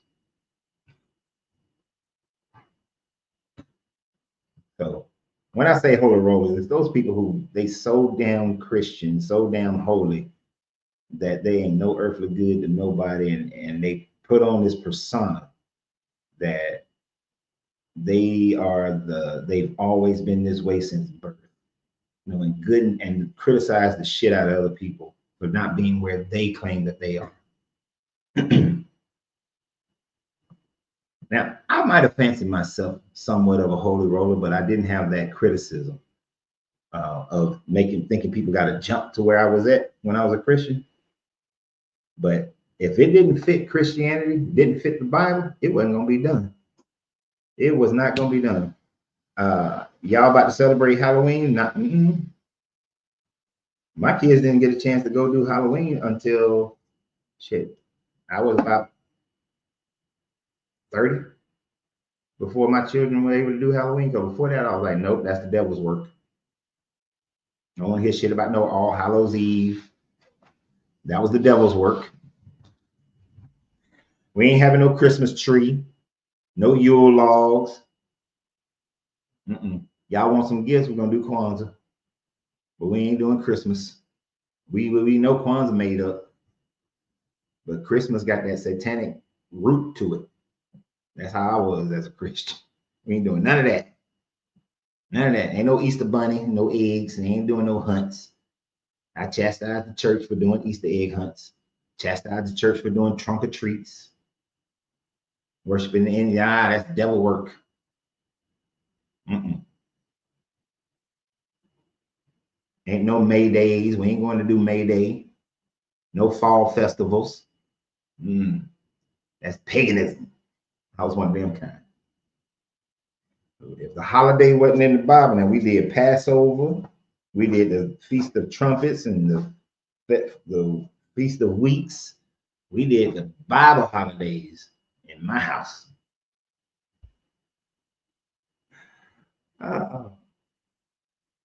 Yeah, y'all would have hated me as a Christian. Y'all would have hated me as a Christian. Y'all like, oh my God, this dude is too much.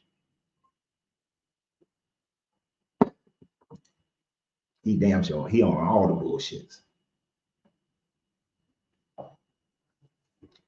What, 5 to 7 days out the week? My wife, I ain't touched nothing that my wife touched. I pull that sleeper sofa out or sleep on the sofa. Don't touch me for these days, woman. Because the Bible said you unclean. So all that. Couldn't even ride in the car together. If she needed the car, I rode the bus.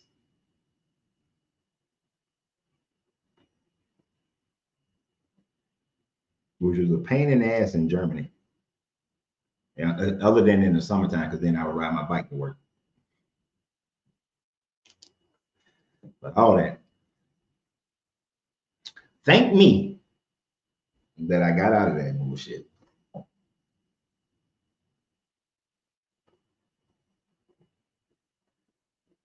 Mm-hmm.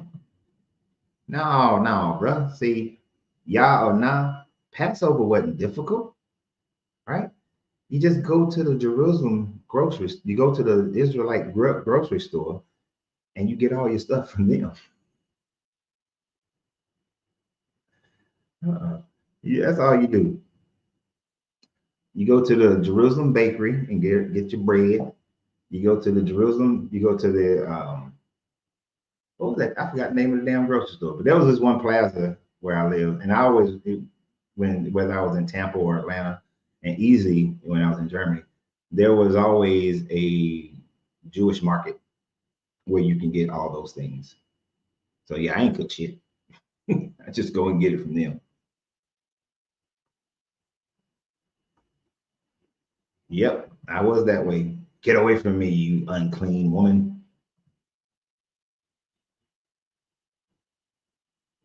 Yeah. When she had the baby, that was easy. She had a cesarean, so she was in the hospital during that time frame. But couldn't really touch her anyway. I come in there and sit, then I go up and see my baby.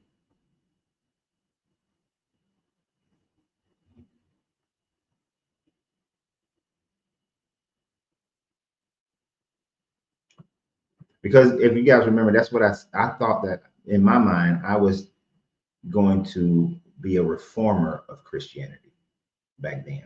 I was going to correct it, get it right, and teach people to get it right.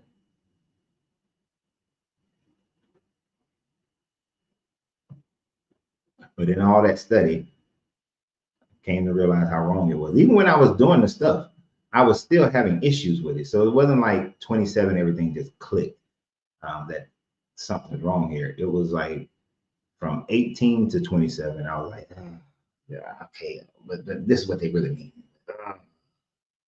20, by the time I hit 27, I was like, it was very hard, because I was like, oh man, this is just not working. Like, so much of this, that's when I really started knowing the history. And I was just like, this book is just not for today, and this whole idea of end times, when I was 27, I was like, they were not talking about today. Those people who wrote Revelations in the 2nd century, they were talking about their time. They weren't talking about it. They thought Nero was going to return with the Carthaginians and reconquer Rome and torment the shit out of Christians. They weren't thinking about today. Paul wasn't thinking about today. Jesus wasn't thinking about today. They were all talking about 1st century shit happening. That all this stuff was happening in the 1st century. So when that realization is what helped me realize that the devil is not real. And it also helped me realize that hell was not real, and that this whole thing need to be thrown into the fiery furnace. But I didn't really officially leave until like 35, 37.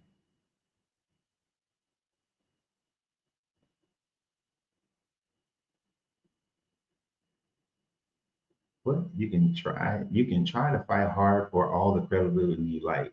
You have.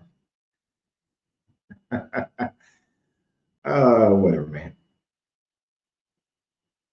I'm not fighting for any credibility, my guy. Credibility, I don't have. You see, I don't see credibility in the same way you see it. The credibility is in what the books say, what the archaeology say, what all the science says. I'm not trying to be the credible one in the way that you think about it. I'm just dispersing the information for you to do with it whatever you want. So I could care less about what you think about what I wear, because this is just a piece of jewelry. Same way that this is a piece of jewelry, and that is a piece of jewelry, and this is a piece of jewelry, and this is a piece of jewelry. It's funny how people try to put that on there. Most people, they'll look at this and be like, oh, he got a piece of jewelry that's a crown. It's a crown. He's trying to say that he's a king. Actually, this comes off of a cigar who utilizes this as a band. And part of their marketing is that you can wear the band as a ring instead of it being paper, because most cigar bands are paper. So this is an ingenious piece of marketing. And I like it. That's all that matters to me.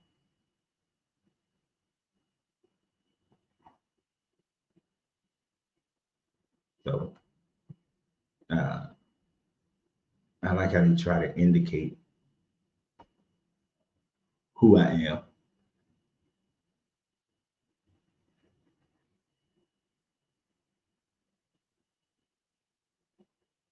This fool. I'm sorry. He says, this is just stupid. As Jesus rode into Jerusalem, the donkey turned to him and said, "O Lord, wilt thou slap this ass?" Samuel 9:42. I'm sorry, that's just funny. Uh, uh, I guess nobody wants to get on the show today after that, young man. Let me put the link back out here to, and y'all stop calling. Let's stop calling when y'all driving. Stop calling when y'all driving.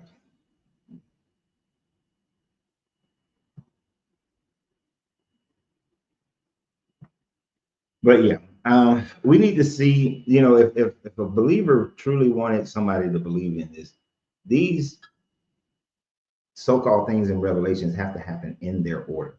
Otherwise, this book would not have put them in an order and say this happens in this first, second, third, fourth, fifth, sixth, and seventh. They have to happen in those orders. And if you looked at those things scientifically, just looking at the one for the bowls, you know, when you pour, let's see, that's the mark of the beast one. The second angel poured it into the sea, and the sea became like blood, became like the blood of a corpse, and every living thing in the sea died. I want y'all to contemplate that for a second. Scientifically, we know that if everything in the sea dies, then that means all the plankton dies. 80% of our oxygen, around 80% of our oxygen on the planet comes from plankton. So if the seas died, then life on Earth, as we know it, it's either going to be severely hampered, or life on Earth is going to cease, right? Because then there won't be enough people or animals on the planet to keep the plants alive. And since the plants cannot provide enough oxygen on this planet to keep all the animals and all the people on land alive. So therefore, by the time we get to the fifth bowl, right? The fourth bowl is when the sun is going to scorch all these people. And the fifth bowl is poured onto the throne of the beast, and the kingdom will be plunged into darkness, people gnawing their tongues in agony, and the curse of God of heaven causes the pain and the sores, right? Then the seventh angel poured the bowl in the air, and a loud voice came out saying that it is done. And there came a flash of lightning, rumble of thunder, and violent earthquakes such as not occurred upon the earth, right? So all that stuff happens. We don't know what the time frame is in between these pouring of the bowls.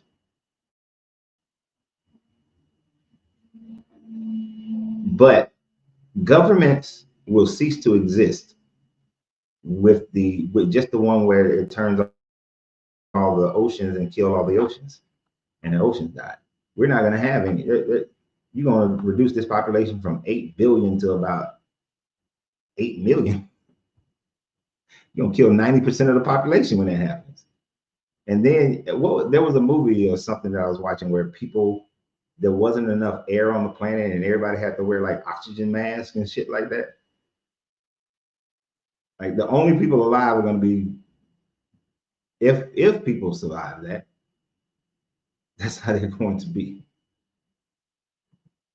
And we still got some other shit to happen, I think. Or is that the last things that happened?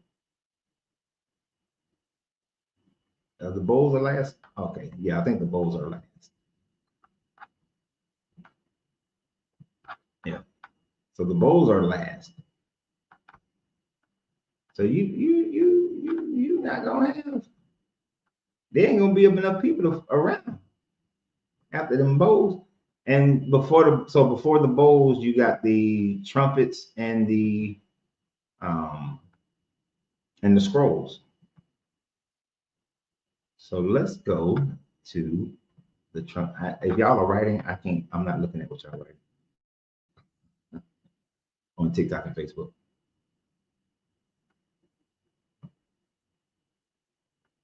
Because I want to go to the. Wait a minute, let me check. See if y'all saying. Oh, there's some people on now. Obi, may the force be with you. Lorenzo, what's up, my man? Nothing much, sir. Nothing much. Yeah, man. Oh, shoot, I was just listening to the show, man. The I see the topic, the Christians living in the fear of the end. Mm-hmm. Man, that's something that like um, just in regular conversation, like trying to I ask sometimes people if they realize like when you're in that type of faith, that belief about end times and stuff like that, and you see like history, there's so many generations of when we're talking about Christians, there's so many generations of Christians that have died and they didn't see the end times. So they lived in this fear Mm-hmm. of and it seems like their whole life is seeking salvation and being saved so that at the end times they're good, you know what I mean? And it's that's one of the things that kind of really deterred me. Like it was like one of those final like nails in the coffin, I guess, to be like, yo, this is not for me, because I see from parents, and older relatives that Mm-hmm. went to church all the time, like not just Sundays, but like through the week, served in the church, and everyone meets that same fate. You know what I'm saying? Like the Bible says that you're born into you're born into sin, and then there's a curse attached to it and stuff. But in reality, the only thing that you really are guaranteed is that one day you're gonna expire. You know, Mm-hmm. that's really the only real thing that's guaranteed. All this other stuff, I tell people now, I say, you're I hate to be so blunt, but I'm like, you're gonna be waiting for this savior to come, or these end times, and you're not gonna see what was. It's Revelations that talk about the end times, right? Yeah. Well, Revelation is one of the main parts. There are some apocalyptic end times in the Gospels as well, but and the letters of Paul. But most of what most Christians talk about is the Revelation parts. Ah, okay, okay. Yeah, and that's what I remember, And so imagine, well, not imagine, because you were a Christian too. So when we were younger, And I don't know how it worked for you, but for me, hearing these stories, like, oh, because when I read something like that, like how it's illustrated in the book, in the Bible, like in Mhm. Revelations, I picture those images in my brain, in my head. So it's like movie. It's like a movie scene or something. Like all this stuff's gonna happen, and then but there's nothing once when you mature and grow older. It's like none of this stuff is in sync with what we're what we're living in. Because in science, doesn't it talk about if there even is an end time or whatever? What I heard something about like that sun, right? Red giant, or what is that called? Yeah. So before, so there's a point in time where, and this is like billions of years, trillions of years from now, when our sun will become a red giant. But even before it becomes a red giant, it would have grown so large that it will swallow up the inner belt planets. So Mercury, Venus, Earth, and Mars will be swallowed up by the sun. But we Hmm. will, but the Earth would not be habitable even before it's swallowed up by the sun. Um, There you go. we'll And be how?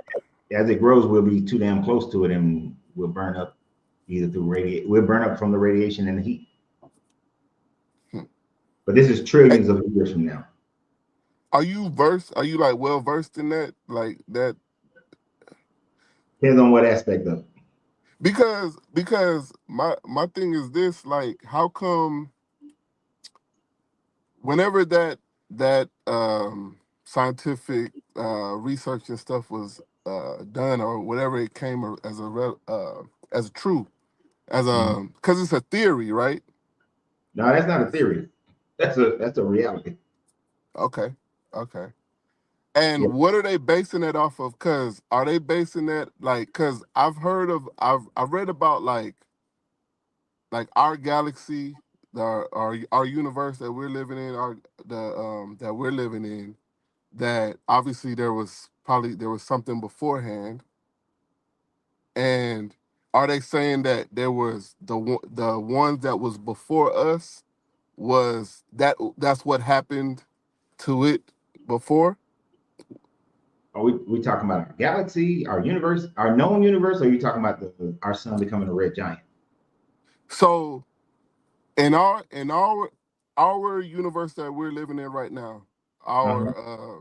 yeah, so it says that it's gonna be the red giant, and then that would be basically the end of this. I don't know if I'm using the right terms, galaxy No. or So because go our, ahead, our go ahead. our sun becoming a red giant would pretty much be the end of our solar system, and Uh huh. mainly the inner belt planets. So those are the planets that's inside the asteroid belt. Uh, so our sun will become a red giant, which would make our solar system devoid of life as we know it, or life on Earth as we know it. The Our galaxy um, is moving closer and closer towards our galactic center, which the galactic center will end our whole solar system. Our universe, our known universe, has been expanding, but the acceleration really hasn't changed, but we can see that it's becoming less and less expansive. So it all should return back to our known universe, should at some point, hundreds of billions of trillions of years from now, return back to a a point of singularity, which would be what some just call it the big crunch. So expand it out and it's going to retract back in, and then the cycle repeats itself where it expands back out and comes back in, which has been an internal cycle. Now, of course, Damn. that's not just happening from our known universe, but it's happening with other space, happening in other parts of the larger universe as well. Okay. And all of those, their center, they have a solar system with a star that's the center of it. If that's how it's understood. I mean, not everything has a solar system, but I mean, you got items, you got, so every star is going, almost every star is going to have like others planetary bodies surrounding it. Like we've seen other stars with planets around them that's forming in the process of forming. Mm-hmm.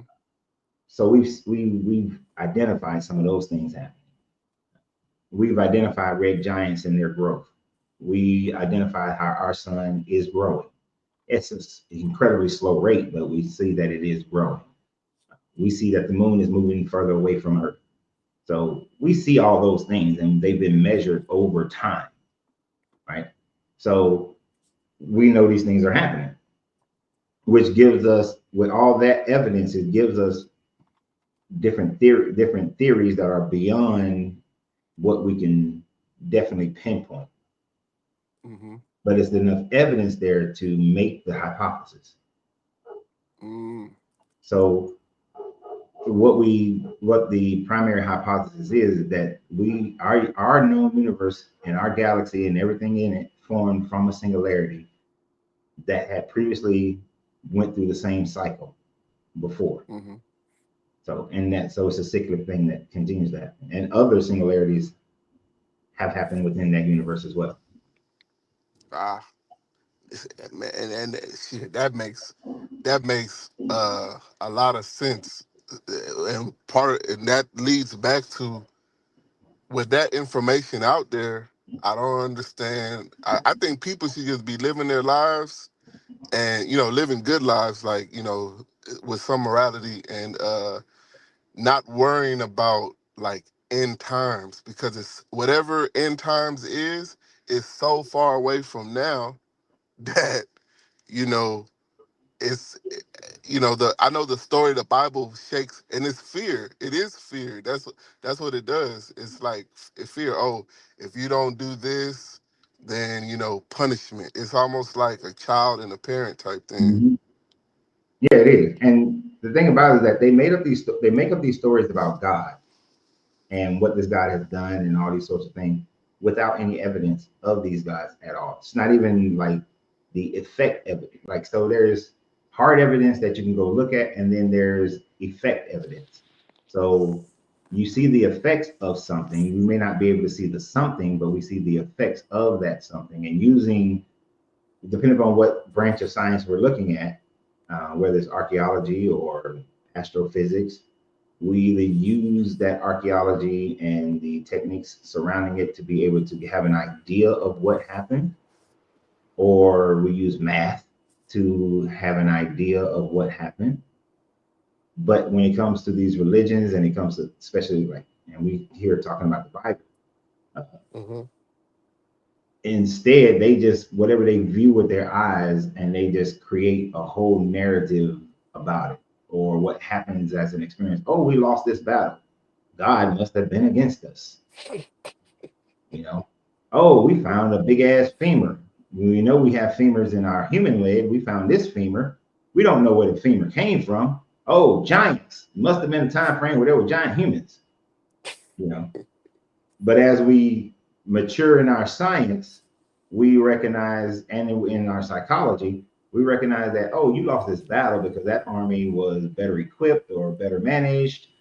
You saw this big ass bone, but when we compare it, now we found a whole skeletal system, or more of a skeletal system, and we see that this bone matches the bones of this big ass lizard looking thing that we found. You know, Hmm. and so that bone really wasn't a human bone; it was big ass lizard bone. Yeah. Hmm. And I can't fault the people back in the day for thinking that way, because they lacked the knowledge. Yes. They I don't lacked, either. yeah, they didn't have that ability. It's not like the people found these big ass femur bones, and then they were talking to the people in the Americas who found more, like half of a body of the same damn femur bone, but it's attached to this big ass lizard. They weren't talking to each other. No. No. No. So I. They make up stories, Mm-hmm. and these stories Which become religions, and people start to live their life based on these religions. You would think that as we've gotten as we learn more information, that the majority of people would walk away from this bullshit. yes. Yes. Man, I had the difficult conversation even with like my own parents, and I was like trying to explain like what you said, like about the stories being the ancient stories, and technology and research stuff probably wasn't even a thing. It's just like you said, just putting a story to something that they found, that basically a story to the unknown. Yeah. And and but with us, fast forward to now, with the information and that we have, I don't. I was like, hey, it's like we're having the same mindset, using the same logic that people thousands of years ago that didn't have our technology used, and we should be already, everything evolved. So our minds and logic should have evolved as well. And it thankfully it did, and that's why we have so many people who have walked away from this religion, is because it has been evolving. Um, it's just that whole fear that they put in people. It's hard to get them out of that. It's easier. So like I forgot what culture it is, but there's a culture that says that the dark spots on the moon is because the moon and the sun were a couple. The sun got mad at the moon, and the moon is a woman, the sun is a man, and the man beat the shit out of the woman, and the dark spots on the moon are the bruises, and because she was not going to hide her bruises, that's why we see the dark spots on the moon. Right? I forgot what culture. I think it's an Asian culture. It's one of the Asian cultures. I think it's Vietnam or someone like that that has this Hmm. story. If my wife is on here, I know she knows where that story comes from because she did a video about it. But it's easier for people as we get tech, if we grow in technology, it becomes easier for people to then have telescopes and whatnot and say, oh, the moon is not a woman that got her ass whooped by her husband, who was the sun, you know? So it's easy to let that go. Hmm. But that afterlife and end time shit, that that stays in the mind. That Yeah. that that makes people say that I can't have hope in myself. I gotta have hope outside myself. Yeah. Yeah. So, you know, um, technology is an interesting thing in Hmm. how it opens up the mind in certain areas, you know, but people's grasp of it and thinking through it critically, when they try to marry it with their religion, that's where they fall flat on their face, and they will refuse information simply because they have to have their religious information be correct because they are afraid of this lake of fire event. Hmm. But it's bad because because people will make, Christians, they'll make you like you're the crazy one for when you're trying to explain it through logic, right? Mhm. uh and then they're coming from this belief that is not from logic, it's just from scripture. And when you're trying to show the logic side, it's like, oh, like it's kind of like you're lost, or you don't know you don't have an understanding. I'm like, this is makes more sense than what you talking about. Yeah, it does, but they can't let it go. They gotta have heaven. Gotta avoid that lake of fire. You gotta Yeah, gotta avoid that lake of fire. I also want to ask you, I watched one of the videos you put about marriage. I think it was saying Yeah. like if I guess if you having sex with your partner, whatever, that's basically like That's well, according to the Bible. That what you were saying. I think you were saying according to the Bible, that's basically marriage. Yeah. According So to the Bible, yeah. Go ahead. no. So I don't know. I didn't know too much about that. But is there somewhere? Is there like a place to reference that? Because I want to bring that up to. I want to bring that up to somebody about that. I mean, so in almost any instance of the Bible, the marriage happens when the man has sex with the woman, right? So you can look at okay. So one of the stories I brought up in that video was the story with what's his name, Jacob.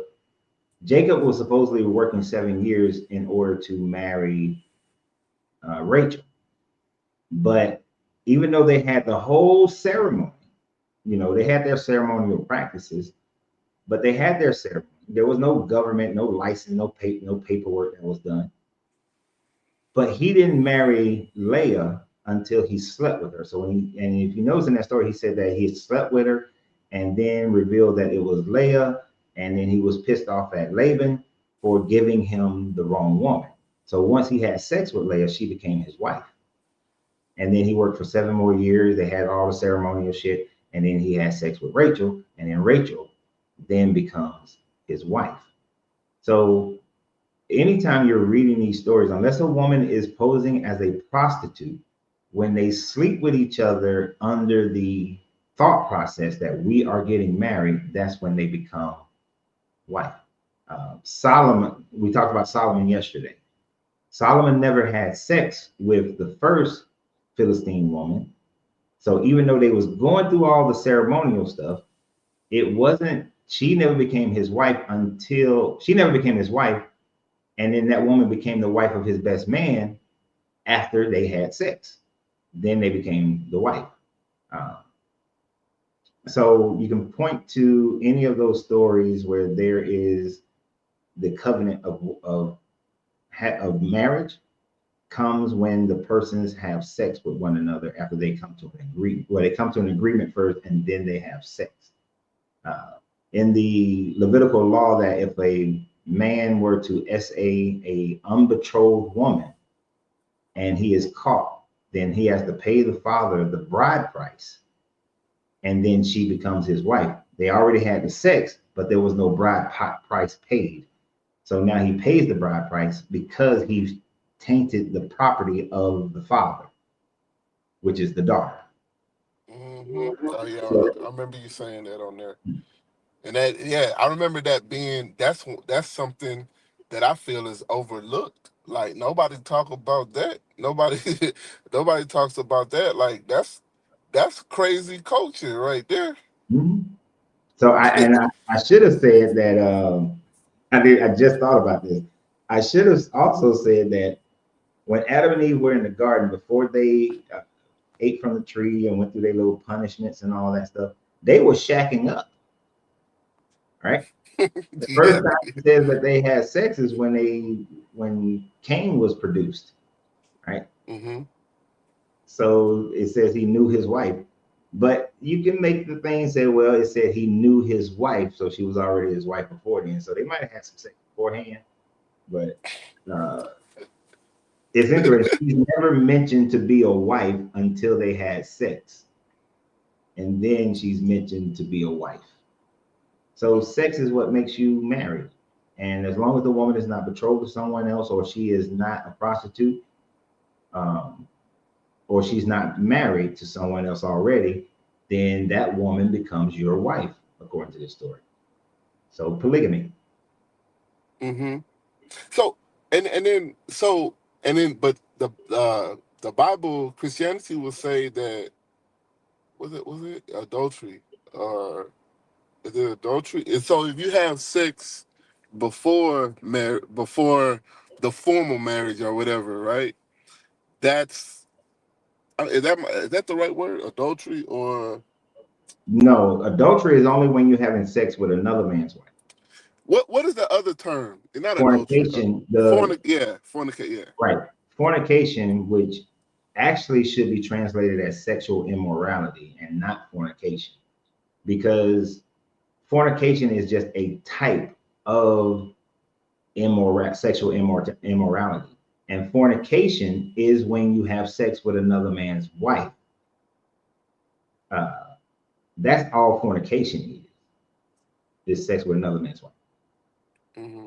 Because Okay. when it is being referenced, and you can tell what type of sexual immorality they're actually talking about in any other text based on the surrounding words. So, like in 1 Corinthians 10, Paul is talking about having sex with another man's wife as the porneia or fornication. So, in other instances where it uses the same word porneia, it's specifically talking about same sex, um, or is talking about essaying somebody, or they're talking about, having sex with a prostitute. Mm-hmm. So you have to you have to look at all the context around it. The context around it will tell you what type of sexual immorality it is, which is why more of the accurate Bibles use the term sexual immorality instead of fornication. Mm. Okay. Okay. That's more of a King James thing to use the word fornication. But that is a transgression against God, right? That's if you Yeah, my point. if you have sex with another man's wife, yeah, that's a violation of this God's law. No, I'm asking about the before the marriage, before No, the uh-uh. that that's fine. Yeah, that's just your wife now. See, and well, you know that the churches they don't. That's not how they preach it. Well, they don't preach it because they're preaching it from a Western viewpoint, a Western Christian viewpoint. And the Okay. Western Christian viewpoint says that you have to have this paperwork in order to be someone's wife. Mm-hmm. And you will not find that in the Bible at all. Mm. There is no paperwork from the government that determines whether or not a person is married. Okay, and that makes more common sense. Like Mhm. paperwork is paperwork. Hell, paperwork causes more problems because if y'all end up not not working out, hell, that causes more problems. Mhm. It does. I agree with you on that one. In most cases, and I'm gonna say in most cases, I ain't gonna say in every case, but in most cases, yeah, paperwork is more problematic Hmm. because now you've invited the government into your relationship. Yeah, and whatever you know, um, whatever laws are involved with that, it can get real messy, So, but I guess, in the society that you live in, you just got to play by the rules. But yeah, I never really, until I saw that video I never really heard from that perspective that, just sex alone, that basically kind of marries the two people from the way that the Bible would say. Because I wanted to I wanted to bring that up to So somebody I know personally. let me put it in the right context though. It's the Uh-huh. agreement. So you got to have the agreement and then sex. So Yeah, the agreement initiates it, the sex solidifies it. yeah. You can't just rape somebody and then you Yeah. So marry you them. got to have Yeah, the agreement first. And yeah. in the Bible, the agreement is never the woman's agreement. It is always the agreement of the man of men. Men decide.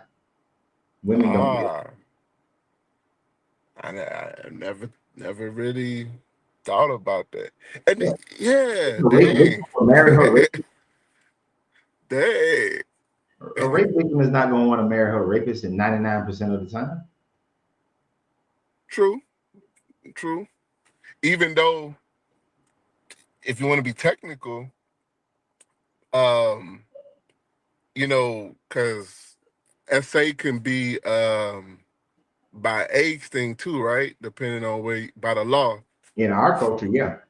Yeah. So a lot of times, well, let's not say nowadays, but I've heard like in the older days, like those women would just end up, uh, like older guys going after the younger, and then they just end up together. Wait a minute, say it again. Those older So guys would, like older, I guess like I grew up in the South, so the like a lot of older guys would go after younger girls, yeah, right? And but I heard something about Karl Malone. Like he had a I guess his first child was like with a 13-year-old. He was already in the NBA. yeah. I mean, that's been a thing throughout time immemorial in pretty much every culture where you had older men going after the younger woman. Um, one, because the younger woman is going to be more fertile, is they're looking at fertility.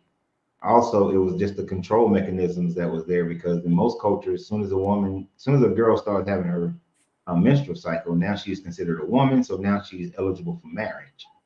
Hmm. And I think it was up in like literally the whole idea of asking a father's permission, even, we say that's old school now. Hmm. Back in the day, before either one of us was born, if the father said no, y'all didn't get married. Like Yeah. the church wouldn't marry you, the Hmm. government wouldn't marry you. I mean, you could, there were places that would, like you run off to Vegas, run off to Mexico, they would still marry you no matter what. You just showed up. But in most of the United States, just using the United States alone, uh, in the 20s, 30s, 40s, if the father said no, the wasn't nobody gonna marry you unless you ran off somewhere. Mm. Some of those places you ran off to, you have to know where to go to be able to get married. Ah. Okay. So So they didn't it care was. about what the father said. So it And was that, like that. You said the 20s and 30s. yeah. And that's why it was like the father, it comes from the fact that the father owned the daughter. Yep. So if he Yep. said no, you ain't getting married because that's his property. Yeah. Yeah. That's the culture. I didn't know that's how it was in America, but that's the culture that it is like in Africa. It Like I told depends. you, like my father's side, West Africa, like that's the culture. Like the women, they're not gonna say property, but it's kind of like the same thing. Like the woman doesn't. Of course, you're gonna get some that kind of go outside the culture, but mostly, the women, they stay with the father. They'll stay with the father until they 35 years old. If Till they nobody get come, married. yeah, nobody come marry them, they'll just be at their father's house until whatever. Yeah. There's still a few women in America who still do that to this day. Shit. One of my cousins was one of them. She stayed with her mom until she got married. Mm. Yeah. Never moved out. I mean, it was great financially for her because shit, she got all her degrees and everything. But yeah, Uh-huh. there's still that, and there's still countries that the daughters don't have a choice. That man Yeah. come up down and he got the whatever the payment is, and the father Hmm. likes that dude, then that's who you marry. Yeah. They So, call it like the bride price. uh-huh, yeah, Yeah. women Yeah. are property. Yeah. It's and women. That's basically like it's a lot of similarity to, well, I know technically Christians should be following Jewish law or Israelite law, whatever. That and it's kind of the same thing. You know what It I'm is. saying? Yeah, that's what So it I is. don't. Yes, I don't see why a woman. I don't even see why women like want to stick with that either, because and that's Brainwash. why I say, go ahead. They didn't brainwash like the rest of Right. them. Right. And that's why I say it's really just a new version, like a neo, it's like a neo version of the religion, because you're not practicing the real religion. Yeah, no, it's been changed throughout time. They keep adapting it to whatever the culture is. That's why you got all these variations of Christianity. And you said how many denominations are there? Oh well, at current count, there's over 42,000. Goodness gracious. I'm sure there's probably more than that. Goodness gracious. 42,000 denominations of the for the one God. Yep, and more For of the them one book. get For new the ones one every book. year. There'll be a new one every year. We're gonna start a new one. I think we should, man. I ain't starting no damn new religion. Anyway, Hey, let me let Kyle get up here. all right, bro. Hey, good talking to you, Lorenzo. We'll talk to you as well. All right, May the force be with you. right on, bro. Let's see. Let's get Kyle. Thank you for being so What's patient, going Mr. on, Kyle. man? Hey, I'm back. I see. Thank you for being patient, sir. Appreciate you. Oh yeah, man. You be having some good conversations. The topic: Christians are living in fear of the end. You know, as a deconstruction Christian, I have lived in a lot of fear because of fear of the unknown. And you know, the more I think about, I think there were times you talked about energy. Yeah. And you know, and that kind of got me thinking, you know, maybe this is what the Christians are referring to. They took basically basic earth principles and they turned it into a religion. Mm-hmm. Because I used to think about the same thing, like, damn, if I don't believe in Christ, what am I going to do? You know what I'm saying? And where am I going to go? And you know, is there if there's no God, then there's no heaven, there's no afterlife. But then I thought about energy, and the energy. I don't think energy. I think you said it too. Energy never dies. Yeah. And a lot of Christians, and see now it says that Christians are living in fear of the end. Now there are some Christians that I would argue that they're actually not living in fear of the end, and this kind of concerns me. This always concerned me, but I think you know this too. There are some Christians that are excited for the end times. They are excited for Jesus to come back. They're This is excited for all of this, and you know those people. yeah, but I can only make the prompt so big to make sure I get all my rules and shit in there. But a better prompt would have been most Christians. But yes, I have met some of those Christians. Actually, I was talking to one earlier. Um, they looking forward to it. They think it's a great thing for this end time. There were Christians. The reason why suicide became one of the seven deadly sins is because there was a certain time frame in Catholicism where people were killing themselves because they were trying to get to the end. Mhm. See, when I read Revelation and some of the end time prophecies and other books, it actually depressed me even more. I was very depressed. And then, you know, I was already depressed due to my own life and certain circumstances already. But then when I thought about the end time prophecy, and then I even thought about heaven, right? And some deconstructionists have talked about heaven. And once again, you've read my mind before I even met you. You know, when I met you, when I started watching your videos, again, you read my mind, and some other deconstructionists as well. Heaven doesn't sound like a very fun place. It sounds boring. You're going to be doing the same thing all over again. You're going to wake up in your mansion, walk your painted streets of gold, go to worship God for about anywhere from 8 to 16 hours a day, from what it looks like in Scripture, and then you go back home. I'm like, that's what you're excited about? Yeah, it sounds Yeah. like slavery and shit. Even though it says that there are many mansions, it really doesn't. And it says I'm going to prepare a place for you and all this kind of stuff. Uh, it doesn't really say anything about you waking up. It's just saying you're perpetually worshiping this God 24, 24/7. And there's not even a nighttime. There's just Oh. all daylight. Yeah, it's just the more I get into this, the more I get into this Bible, and the more that you help, because you've been helping out a lot. I just say to myself, you know, again, you said a lot of stuff before I even met you. You said a lot of stuff that was already crossing my mind because life, when COVID hit, and I was working at Walmart, that's when I really started to think about a lot of this biblical stuff, and just a lot of things didn't make any sense. Stuff wasn't making any sense. You know what I'm saying? People weren't making any sense. You know what I'm saying? And again, people are excited for these end times to happen. But I'm like, So let's go with when I was a Christian and I did believe the end times, and I said to myself, Jesus is coming back to kick some serious ass when he comes back down here, according to Revelation.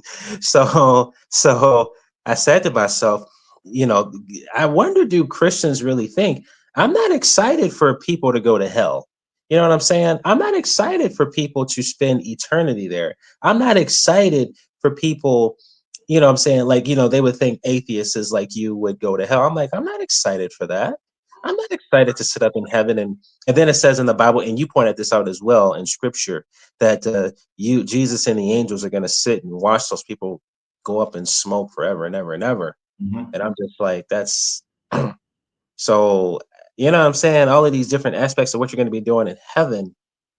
And I'm just like, this is not. I'm not excited. I would still go with the end time notion if it wasn't eternity. But since it is eternity, I actually posted a Facebook post regarding this. Christians are living in fear of the end. I actually posted a Facebook post regarding this, and it says that God's love is conditional. Yeah, very much So so. it is, and Christians try to argue, God's love is not. God's love is unconditional. Okay, uh, just because, even though God sends people to hell, He still loves them and all of the type of stuff. I said, so However, he still loves them, right? So let's try to make that make sense. So it's one thing if you went to hell for like 50 years or something like that. Okay, that's different. I can do some jail time, right. but jail time, some hell time. There you go, Hell some time. hell time. But no, he's sitting these people there forever. So what lesson are they learning? What lesson are they getting out of being in hell forever? It just doesn't make sense to me. Like, if it wasn't an eternal thing, I could say, okay, God's love is unconditional. But you got to think about people like Osama bin Laden. Obviously, I'm glad that we took care of that problem because he has something to do with two twin towers, if that's even true. But he's in hell forever and ever. So does God love Osama bin Laden, and so on and so forth? Is God's God? So you want to say that God's love is unconditional? Okay, was it unconditional for Osama bin Laden even after death? You know what I'm saying? Some Christians try to argue with me and say, "Oh, yes, it was." You know what I'm saying? But just because God's love and God's judgment are two different things. Mhm. Okay, well, that still doesn't make any sense because you're punishing me forever and ever. That's like if you have kids. Let's just say one of your kids, they steal a piece of cookie out the cookie jar. You know what I'm saying? Are you gonna whoop your kids for the rest? Are you gonna punish your kids for the rest of their entire life? Are you gonna lock them in the basement of every house you move into because they ate that one cookie when they were like 5 years old? No. You know what I'm saying? The purpose of a punishment is a lesson. That's a lesson opportunity. You know what I'm saying? That's the whole purpose of me punishing you, so you can learn from your mistakes. But if you're punishing me up until I'm 18 or forever for eating that one cookie, I'm not really learning anything. All I'm really learning is I just, you know what I'm saying? I'm just getting my butt whooped every single day for something that happened so long ago. You know what Yeah, I'm saying? In this case, I'm learning in fear. I'm learning how to fear you right, so that I am obedient to you. right, yeah. God wants the Bible wants fear and references, and I'm like, and I question that too, right? I question that too. God wants us to fear Him and everything like that. We all know what it's like to fear our parents. You know what I'm Mhm. saying? Well, we was in the military. We know what it's like to feel the drill instructor, the sergeants, the gunnery sergeants, the staff sergeants, and sergeant majors and stuff like that. People of higher ranking, and Right. our warrant and our officers. We learn to salute those guys, be fear of them, and out of respect. But to me, I looked at it like fear is, Out of obedience. it's not love. Go ahead. Out of obedience. That's Yeah. it's not out of respect. It's out of obedience, which is Oh not yeah. love, Out of obedience. Yeah, and that's that's right. not love. No, it's not. And Yeah. you see, and that's the thing is, as a, I want to be, I'm not, I don't have any kids yet, but if I do ever have any kids, I want my kids to, I want my kids to know that I love them. I don't want them to be afraid of me. You know what I'm saying? Mhm. Because that fear, it can sometimes turn into something else, and it's not good. You know what I'm saying? A lot of you have to think too that I'm pretty sure your kids feared you at one point. So I guarantee you, because they were afraid of the whooping you were going to give them, they lied to you. So in other words, they sinned against you because they were afraid. Exactly. And to me, it's like that's not love. I want to love my future children, and I want them to know that I love them, so that if they come to me and they tell me that if I found out they did something wrong, they're gonna know that I love them, and I'm gonna correct them in a loving fashion. Okay, that doesn't mean that, are they still gonna have to get punished in some fashion? Yes, but at the end of the day, they can grow up and say, "My mom, my dad loved me." You know what I'm Right. saying? This God, I mean, I don't know, man. The more I think about it, I mean, is he really love, or is he, what I'm No, saying, all about scaring people? no, this guy doesn't. This what they call love from this guy is really just is obedience to this God through the fear of the reckoning that this God is going to give you if you don't be obedient to him. You know, as a parent, one of the hardest things to do is that when a child doesn't understand and you can't just explain to the child and they understand why they should or shouldn't do something or should do something, it's the hardest thing to go through because you don't want them to fear you, but you need them to be obedient in certain areas because it's for their own safety, it's for their own good, right? So you get caught with this whole thing of where they do wind up fearing you for obedience sake, but you're doing it to save them. And but the Christians will say that that's what God's love is. But the difference is that as the child grows older and grows more mature, in order for them to be obedient, you can now utilize love to for them to understand why they should be obedient in these certain areas. And we also use love to congratulate them, to celebrate them, to grow them, and that sort of thing. So, um, like it's a hard thing to do. But this God never does that part. He never demonstrates, okay, you've matured. So now I'm going to just show you how to live, show you how to be without these repercussions that you need to fear.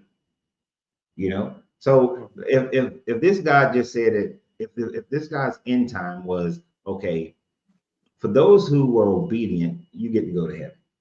For those who were disobedient, um, even in your maturity, you will still didn't love me, didn't choose me. Uh, I'm just gonna send you. I'm just gonna allow you to be just non-existent, right? Because he's God. He should have options. He can make options, whatever options he choose. I'm going to allow you to just not exist, or I'm going to put you in this other place that's not as good, right? There's no torment going on, but you can see that it's just not as good as what these ones are getting. So now, if you want to get what these are getting, now live your life the way I've said, and you can have this because that's how we do kids, right? Well, that's how we shift with. That's how so let me rephrase. That's how I shifted with my children, right? When they were itty bitties, don't run out in the street. Don't go off with the stranger. I got to make sure you fear me more than the stranger, because you don't understand what it means to run out in the street or what it means to get hit by a stranger, or right. So, How old are your kids? shit, they 30, 25, 23. Yeah. Okay, they're my age. Well, the oldest one sounds like they're my age. Yeah. So as they got older, it was more of, oh, this one studied, got the grades, did great. I rewarded you. Well, you didn't study and you didn't get the grades. So I'm not rewarding you, but I'm not going to punish you either, but I'm just not going to reward you. Now, this one studied, but still didn't get the grade. I'm going to reward you, but I'm also going to give you some help. So, and that literally happened with my kids. The oldest one wouldn't study as hard, wouldn't turn in the work, would miss assignments. Now you don't get a reward. The middle one studied her little ass off, got the grades. Hey, here's all the rewards. my son studied, turned into work, just struggled with math. I'm going to reward you, not as much as I rewarded the middle one at first, but then once I recognize that you need a tutor. So part of your reward is help, but I'm still going to reward you because you put forth the effort. So they got to a point where there were no corporal punishments and things of that nature going on. They were just rewarded based on their intent and their efforts. And so they learned that all what they have to do in everything in life is put forth as much effort as they possibly can. And if they need help, ask for help. And they can all get the reward. So different perspective because they're all different individuals. Right. And that same shit is going on with my kids' lives right now, even in their adulthood. That middle one, she will not live beyond her budget. She will not do it. That's why she don't have a car. She's like, nope, car costs too much. Gotta pay gas, gotta pay maintenance, not doing it. She makes sure that she works and goes to school within bus or walking distance. Everything around her is within bus and walking distance. That one, anytime she says, hey, Dad, I need $30, $80, I don't even ask the question why you need it. Here you go. Okay. Because I know she's doing her thing the right way. The oldest, that one right there, she will overextend herself very easily. And then when an emergency happens, and don't tell my kids this now, she will overextend herself, emergency happen, Dad, I need $100. All right, but you're going to pay me back. The middle one, I never make her pay me back. That one, you're going to pay me back. Because you ask me about every couple of months. That one right there, don't ever ask me, but maybe like once a year. Now that boy, he needs the extra help. Like he didn't need any extra help. He did. He needed some extra help. Couldn't get his life started right. So I gave him the extra help. We had more conversation. He went to the military, and he's doing his budget and everything. So he never asked for anything. But he just needed that extra help to get his life started, where my girls didn't need that extra help. Huh? Is he still in? Oh yeah, he's still in. He got about a year and a couple of months left. Is it a Marine or Army? Air Force, man. He ain't going to the Marine or Army. Hell no. My son's not going to combat. No, hell no. I already did that. He ain't going to combat. The hell with that. We just honestly, we're using the military as a tool for him to give some time to mature into figuring out what he wants to do, because he didn't know what he wanted to do. He was 20 years old, didn't know what he wanted to do. So this was just a tool to give him some experience of life. And that's what I mean. He just needed the tools to have some experiences of life because he didn't know which direction he wanted to go. But he had the tools to be able to make sure financially he's sound, and he's just been working in that. And I recognize he still needs that. Right? We were just talking yesterday or the day before about using your VA loan to buy a quadplex so that the 3 other people paying rent will be paying your mortgage and you're not paying for any place to stay, which also gives you the availability to still figure out what you want to do, whether it's go to trade school, go to college, or start a business. So I know with him, those are the points where I need to jump in and help him out, And this is just all talking about finances. Like there are other aspects where it mixes all up a little bit differently. But that's love. So my kids that's love, right? If I beat my son or beat my daughters into doing right, and I have to do it, and they're in their mid-20s and 30s, that's not love. If I told my oldest Sydney, if you don't start following my budget plan, the way I've been teaching you since you was a kid, because you had your jars when you was a kid, if you don't follow my budget plan and now you're 30, I'm going to come and I'm going to beat you. That's not love. That's fear. That's promoting fear to get obedience. But no, they're older. They know, they understand, they've had experiences. So we do it differently. Oh, you want to keep messing up your budget every now and then? You didn't do your savings part. So that's why when your car broke down, you didn't have the money for it. Yeah, when I give you some money, you pay me back. deal with the consequences of it. And don't be jealous because your younger sister don't ever have to pay me back that 1 or 2 times they ask for money. Well, yeah, it makes sense. I mean, see, the one thing about me when it comes to responsibility is I realized at a very young age, I realized at a very young age that when I become a certain age like I am now, I want to get to the point to where I don't want to ask my mama for shit. Yeah. You know what I'm saying? I don't want to ask my mama for nothing. I don't even want to ask her for a dime. You know what I'm saying? I don't want her doing nothing for me. I remember when I went to my homecoming, I was 17 years old, and she had gave me some money to go to homecoming. I remember sitting up in that car with all those other dudes I was in the car with, everybody else I went to high school. I was just feeling like shit. Like, damn, times is hard and people are struggling. My mama giving me money, giving me like $30, $40 to go to Champ's restaurant. I'm like, people out here homeless and shit, and I'm just sitting here with $40 going to buy some expensive ass unnecessary food. It's like, and I'm 17 years old, and I'm glad I had that mindset from 17. And up until this day, I work I have a job, but I do what I got to do, you know what I'm saying? Because I don't want to depend on nobody, But as far as fear is concerned, now one thing I will say, to tie this into the conversation that we were just talking to and the topic of the video of the live here.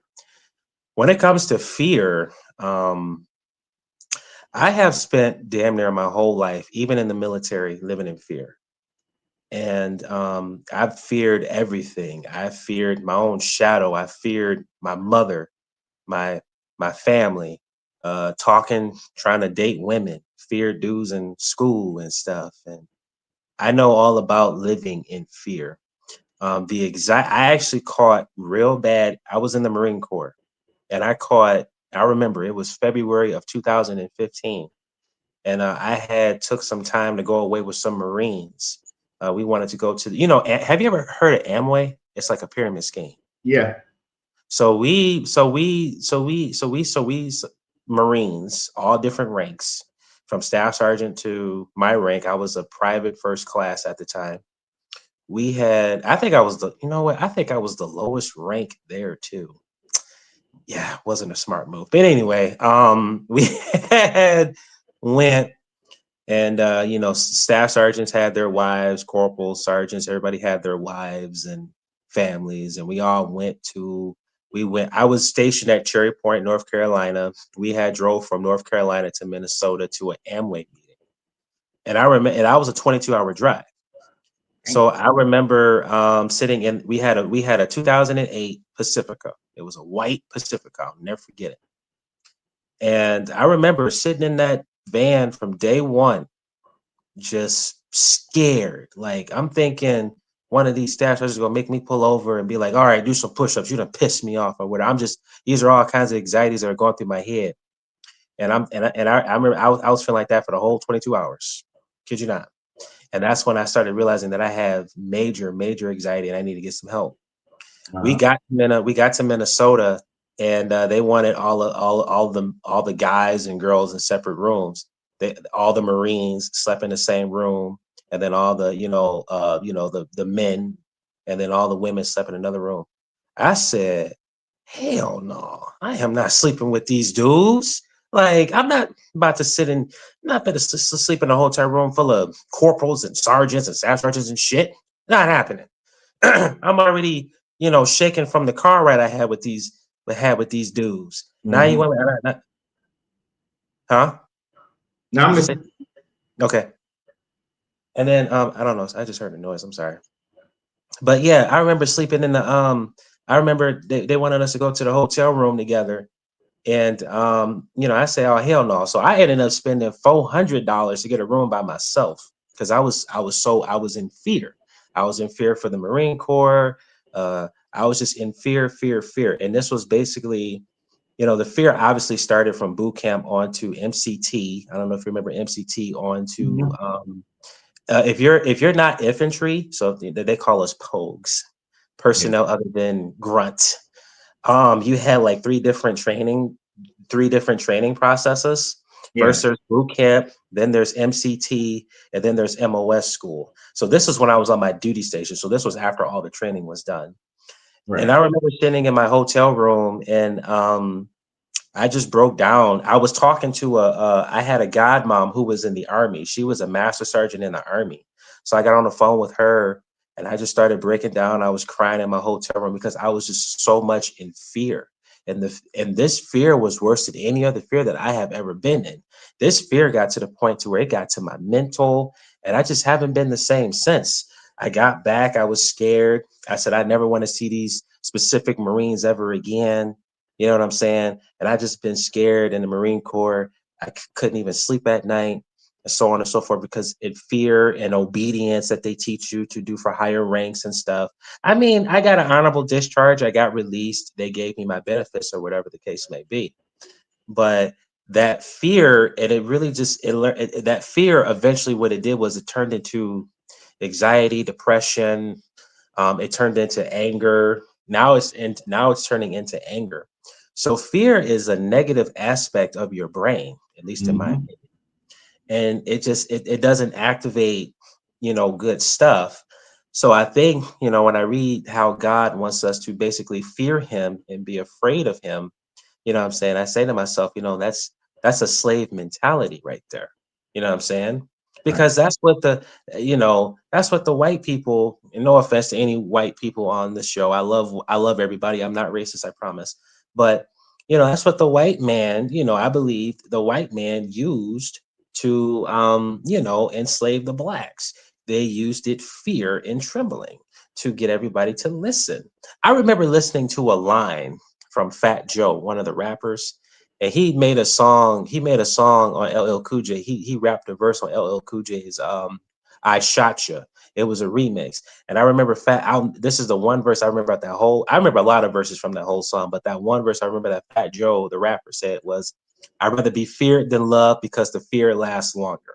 So if you remember that specific line from that remix song from LL Cool J's remix, "I Shot You," and I had to think about that. Like, why does fear last longer than love? And if you think about it, we've been black folk up until now, I believe, have been in fear. They was in fear for 400 years. And you'll believe, and fear will limit your ability to really think outside the box in a lot of cases. And I was so afraid to do that. Even as a child going to church, I was so afraid to do that.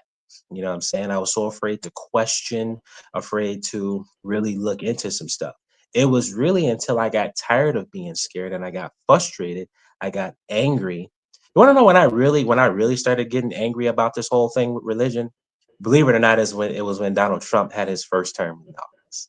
That's kind of when I really started to say, okay, this is some bullshit. Like going to work every single day like a fucking slave. I believe that today's jobs are modern day slavery. It's not the old school slavery like it used to be.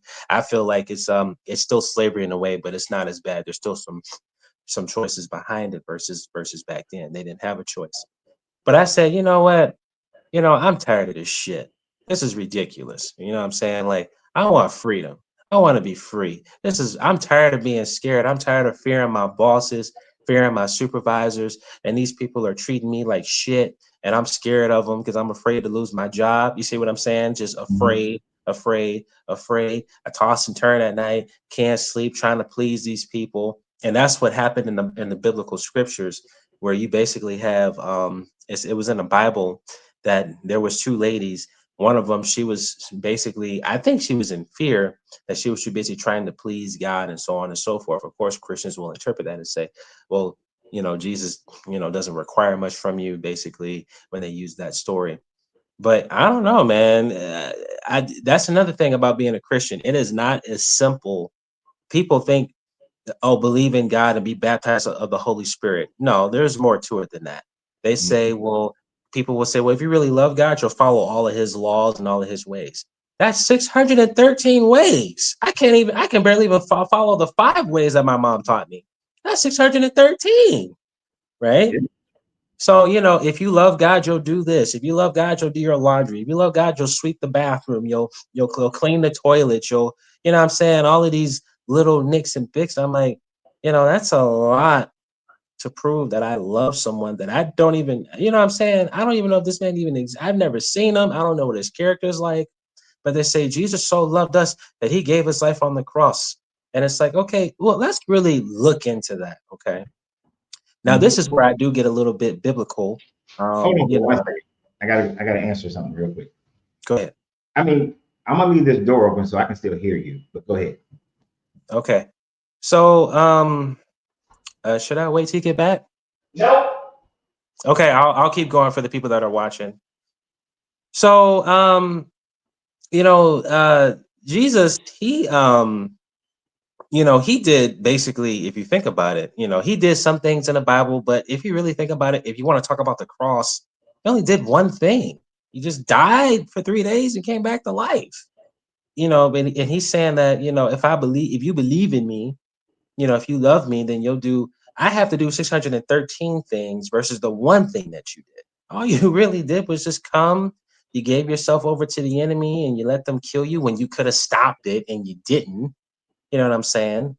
And for me to prove that I love you, I have to follow all of your 613 laws. It's like I feel like more is required of me.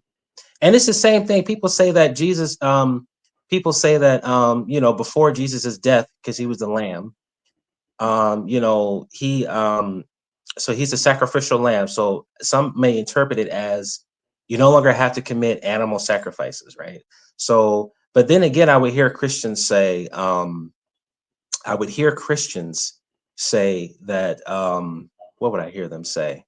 I would hear them say that Jesus doesn't want your sacrificial animals. He doesn't want your sacrifice. He doesn't want you sacrificing animals anymore. Jesus doesn't want you to give him 7 oxen or 7 different pieces of animals anymore. Jesus wants your life. He wants your whole entire life. He wants everything. He doesn't want just your cattle or how in the Old Testament they would make certain sacrifices when they would commit sins. Jesus wants your life. So I'm just thinking to myself, that's actually more than what they did in the Old Testament.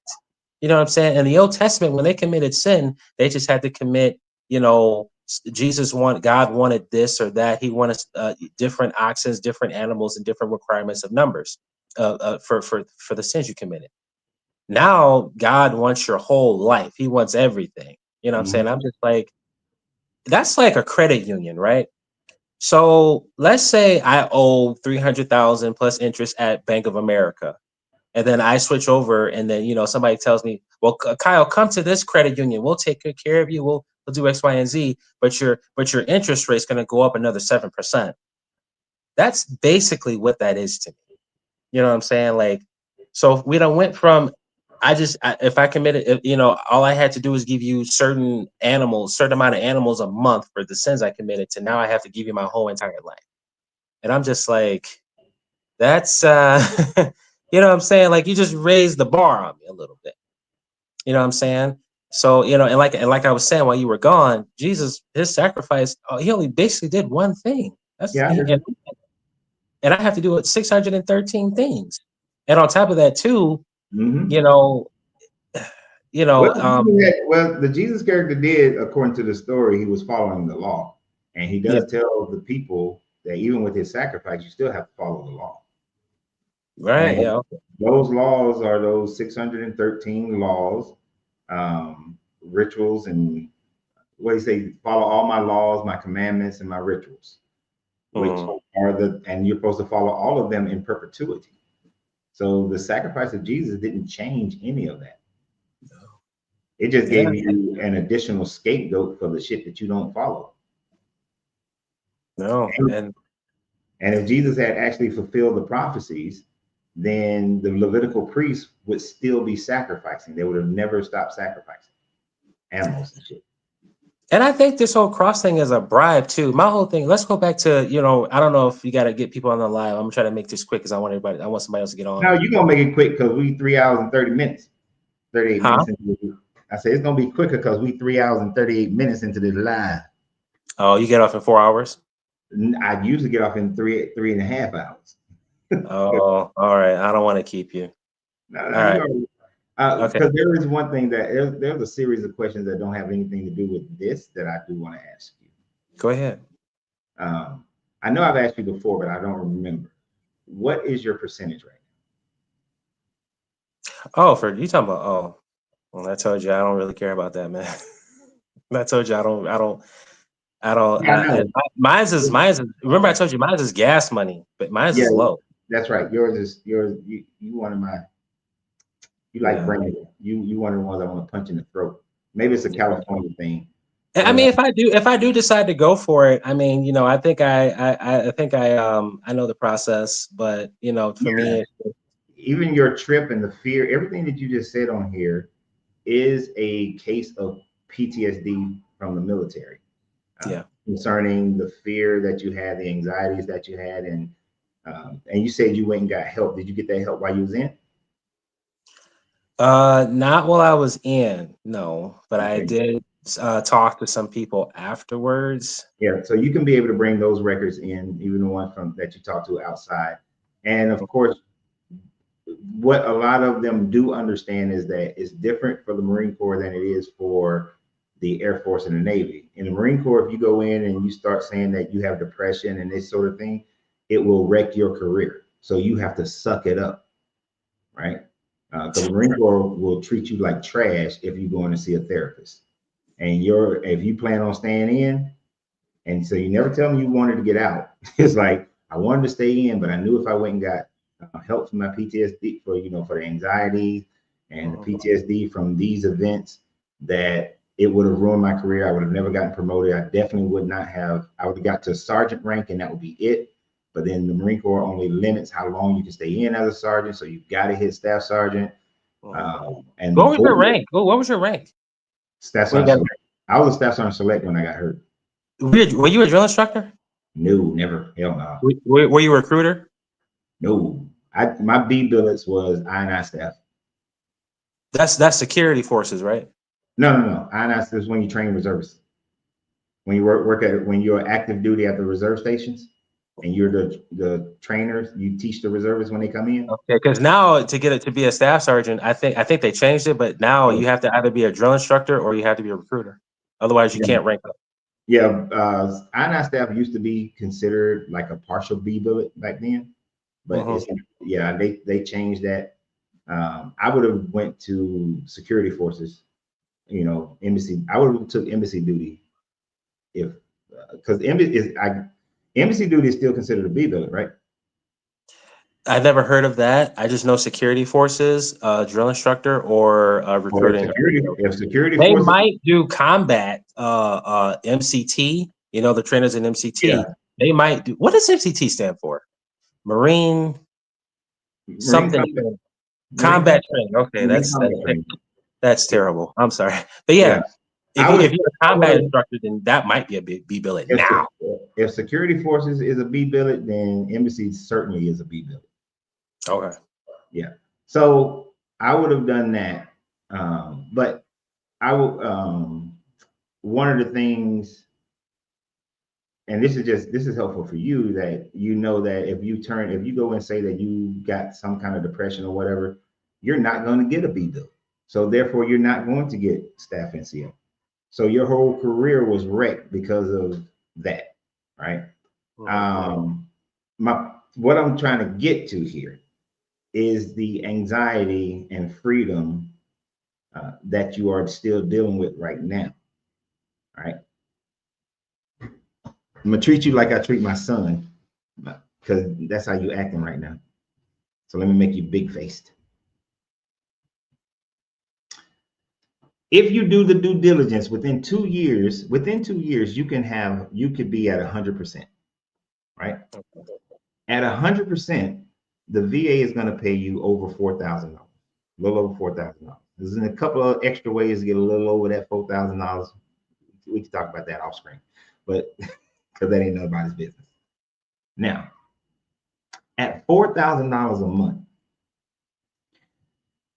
you can go and live in so many other countries where you will not have to work. All you'll be waiting on, just like you'll be waiting on the first of the month. And depending if you were Navy, Federal, or somebody else, then it ain't even the first of the month, the last day of the month. But you will be waiting on the first of the month. That's it. You ain't got to go to no job. You ain't answering to nobody. You don't have to deal with all the bullshit. Now, are you living the super high life? No. But if you could go, I don't know if he was on here when I had Kevin Wesley on here. He's down in Medellin, Colombia. And Medellin has a VA hospital and just opened a VA clinic in Medellin. Your cost of living, $4,000 a month, you don't need a job, and you ain't living poor.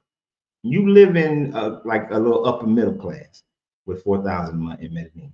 If you go to, and I can never say the name of the damn place, it just had a flood in Thailand. You go to Thailand, not Bangkok. Don't go there. Don't cost you too much. But Phuket, Ping Phuket, some Phuket, whatever is something like that. 4,000 a month. Oh, you six-figure earner. You six-figure earner. You go to Bali. You six-figure earning living in Bali with $4,000 a month. So my point is, sir. Yes, Dad. $4,000 just sitting there that you letting go to waste. You ain't taking from nobody else by getting what you deserve.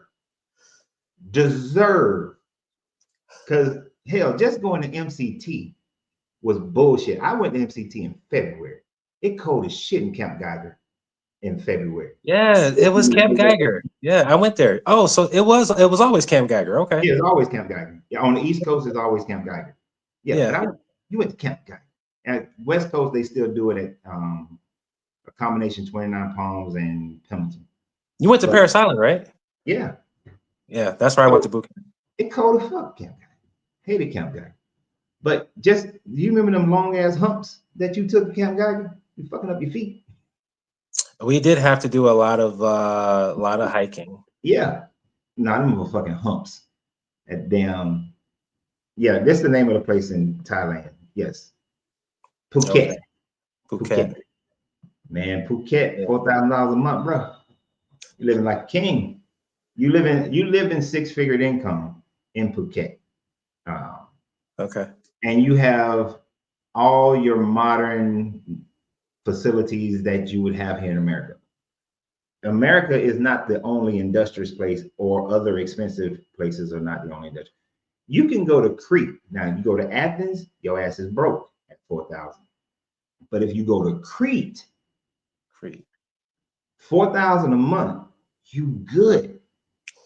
You rolling. Me and my wife saw this, what was like a 5-bedroom villa, walled up, pool, outdoor pizza oven sitting on top of a hill where you can see the damn beach. But it was like $1,300 a month, including your utilities. And the food cheap. And it's better for you. It ain't got all these chemicals and shit in it. Right? That's in Crete. Beautiful. Pretty wild. Full-size airport for you to go anywhere you want to go. So my point, dude, if you're truly feeling the anxieties, you have a pathway. There's a pathway to get rid of the American hamster wheel anxiety of, I gotta work, I gotta get promoted, I gotta have 2 jobs, I don't want to ask nobody for no money, I want to make sure all my shit is squared away. You can go there and you ain't gotta worry about none of that. Because especially you take the next 2 years, get your full VA, take these next 2 years, pay off your debts so that you go in there clean. And when you go there, and the only thing when you first get there, the only thing you got is rent or mortgage and utilities and food. That's it. Okay. Now, you fuck it up after you get there, that's your fault.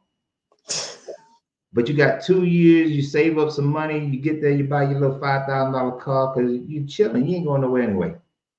You chilling. You at home, sitting by the pool, looking at the fucking mountains or the breeze, like where Kevin is living right now. He out in the fucking mountains and shit. You chilling. Even living in the city, a lot of former military have went to Medellin. They got a whole on Facebook, because you're on Facebook, right? Yeah.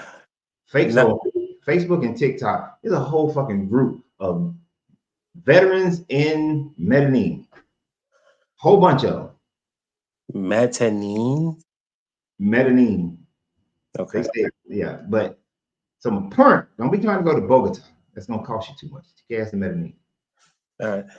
If you truly want to get over this, if you truly want to get over this fear and anxiety of what you're having to do financially and being in America, that's an easy place to go to.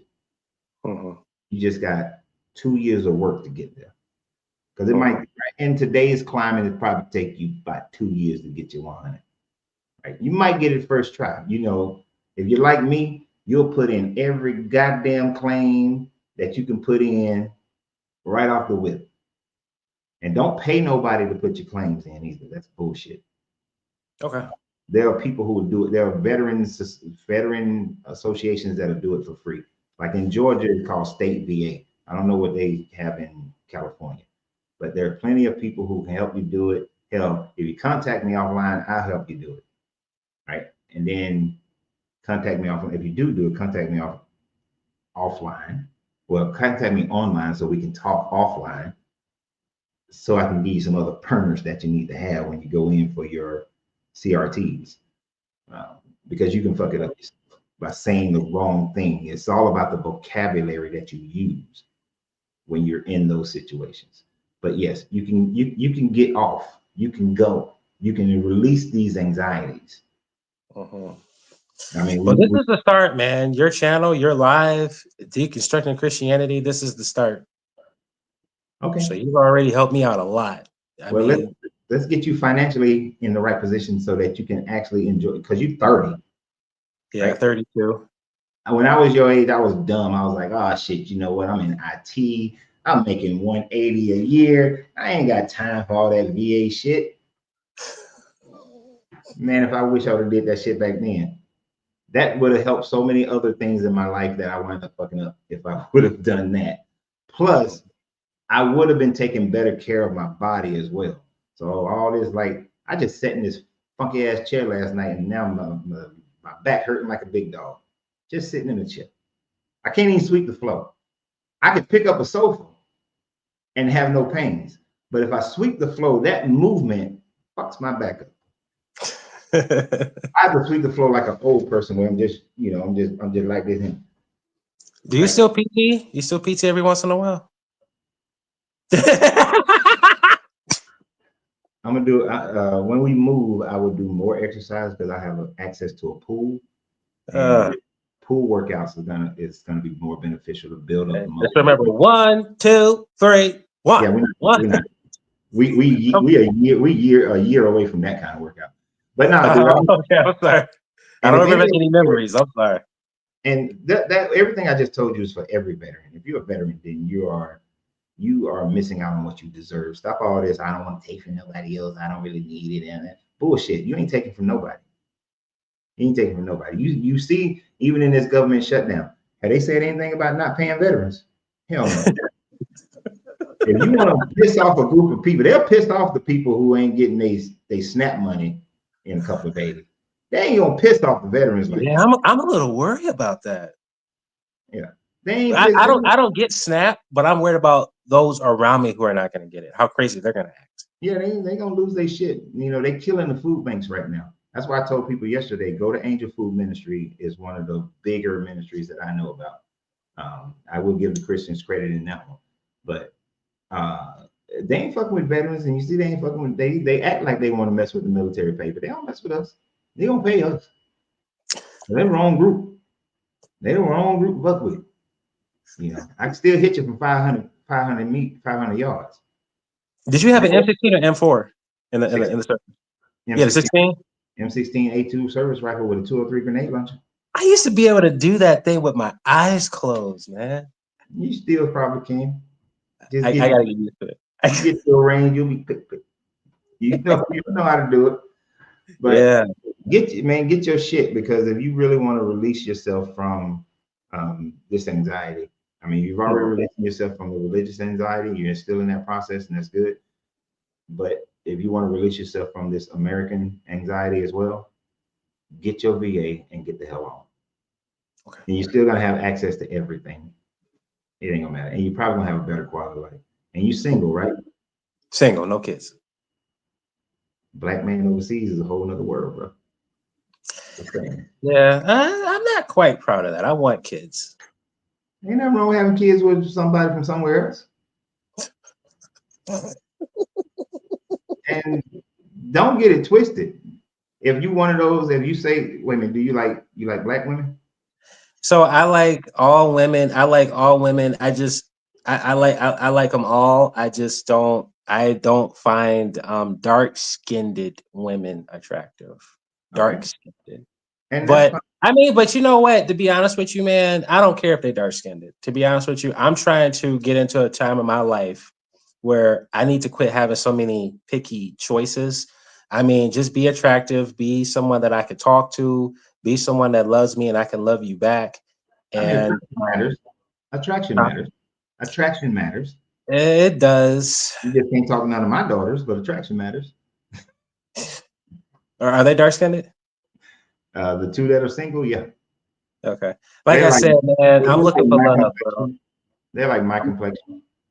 Yeah, I'm looking for love. My grandmother, I'm light-skinned. I'm black, but I'm light-skinned. My grandmother was your complexion. Yeah. So it don't matter. What I'm saying, so I was asking that question because you said you want to have kids. It's not like you can't have kids with another woman in another country, and they got people of all skin tones in every other country. So yeah, well, especially in Medellin, they got a bunch of black people, Afro-Colombians. Yeah. Remember, more black people were sent to South America than were sent to America, to North America, to the United States. So there's more black people south of the United States than there are in the United States. Right? Okay. Yeah. All right. Well, man. Hey, listen. Thank you for the advice. And people on here, don't get mad at this man because he has a preference of skin tone. We all have our own preferences. All right. Yeah. My wife is your complexion or lighter. I pick on and her. Your wife is beautiful. I've seen her. She's a beautiful woman. She's perfect for you. I pick on her. She knows that I like chocolate. That chocolate is more enticing to me. But I love women of all shades. You understand what I'm saying? Yeah. And she she crazy. We both see it, and we both see a dark black skin, a dark person with that flawless ass skin. We both complimenting that person. So I used to fault people for having color preferences. Yeah. Because I used to get ridiculed as a kid for being dark skinned. But we all have our choices. We all have our options. I like them white and Mexican and Puerto Rican. I can't do white because and it's nothing against the white people. It's seeing the veins and shit and be like blue and all that. That freaks me out. Yeah, they turn red and some of them. Yeah, that just freaks me out. Some of them, their veins pop out very well. Yeah. So, but I like all women. I just prefer them be taller. I do have certain physical preferences. And everybody I try not to talk about them, but I do have physical preferences. I've never had a girl that I was sexually attracted to, so I am a little bit more stricter on the physical preferences. You never had a girl that you're sexually attracted to? I never had a girlfriend that I was I had girlfriends, I even had fiancés. I even had fiancés. I was never really sexually attracted to them. Okay, I see what you're saying. I can understand it. I was with this one girl for 5 years. I was never sexually attracted to her. I was mentally attracted to her for who she showed me she was for the first year and a half. And then I was like, who the fuck are you? But I still was like, we gotta go to counseling. We're gonna try to make this work. And I would recommend do that because that's nice that she's attraction in other areas. But if a pretty girl walks past you and she seems more amusing, you're gonna end up cheating on her, or you're gonna, it's. I mean, for me, I can't do that anymore because I don't want to cheat on the woman that I'm gonna be with. I want to be faithful. Yeah. So I need someone that is going to be sexually, appealing to me. I'm not even asking for sex every day. It doesn't have to be every day. It doesn't have to be every week, but just be sexually attractive. I mean, that's your own preference. Yeah. I mean, every guy is different. I'm not a big fan of sexual stuff. She better be sick as shit for a week to go.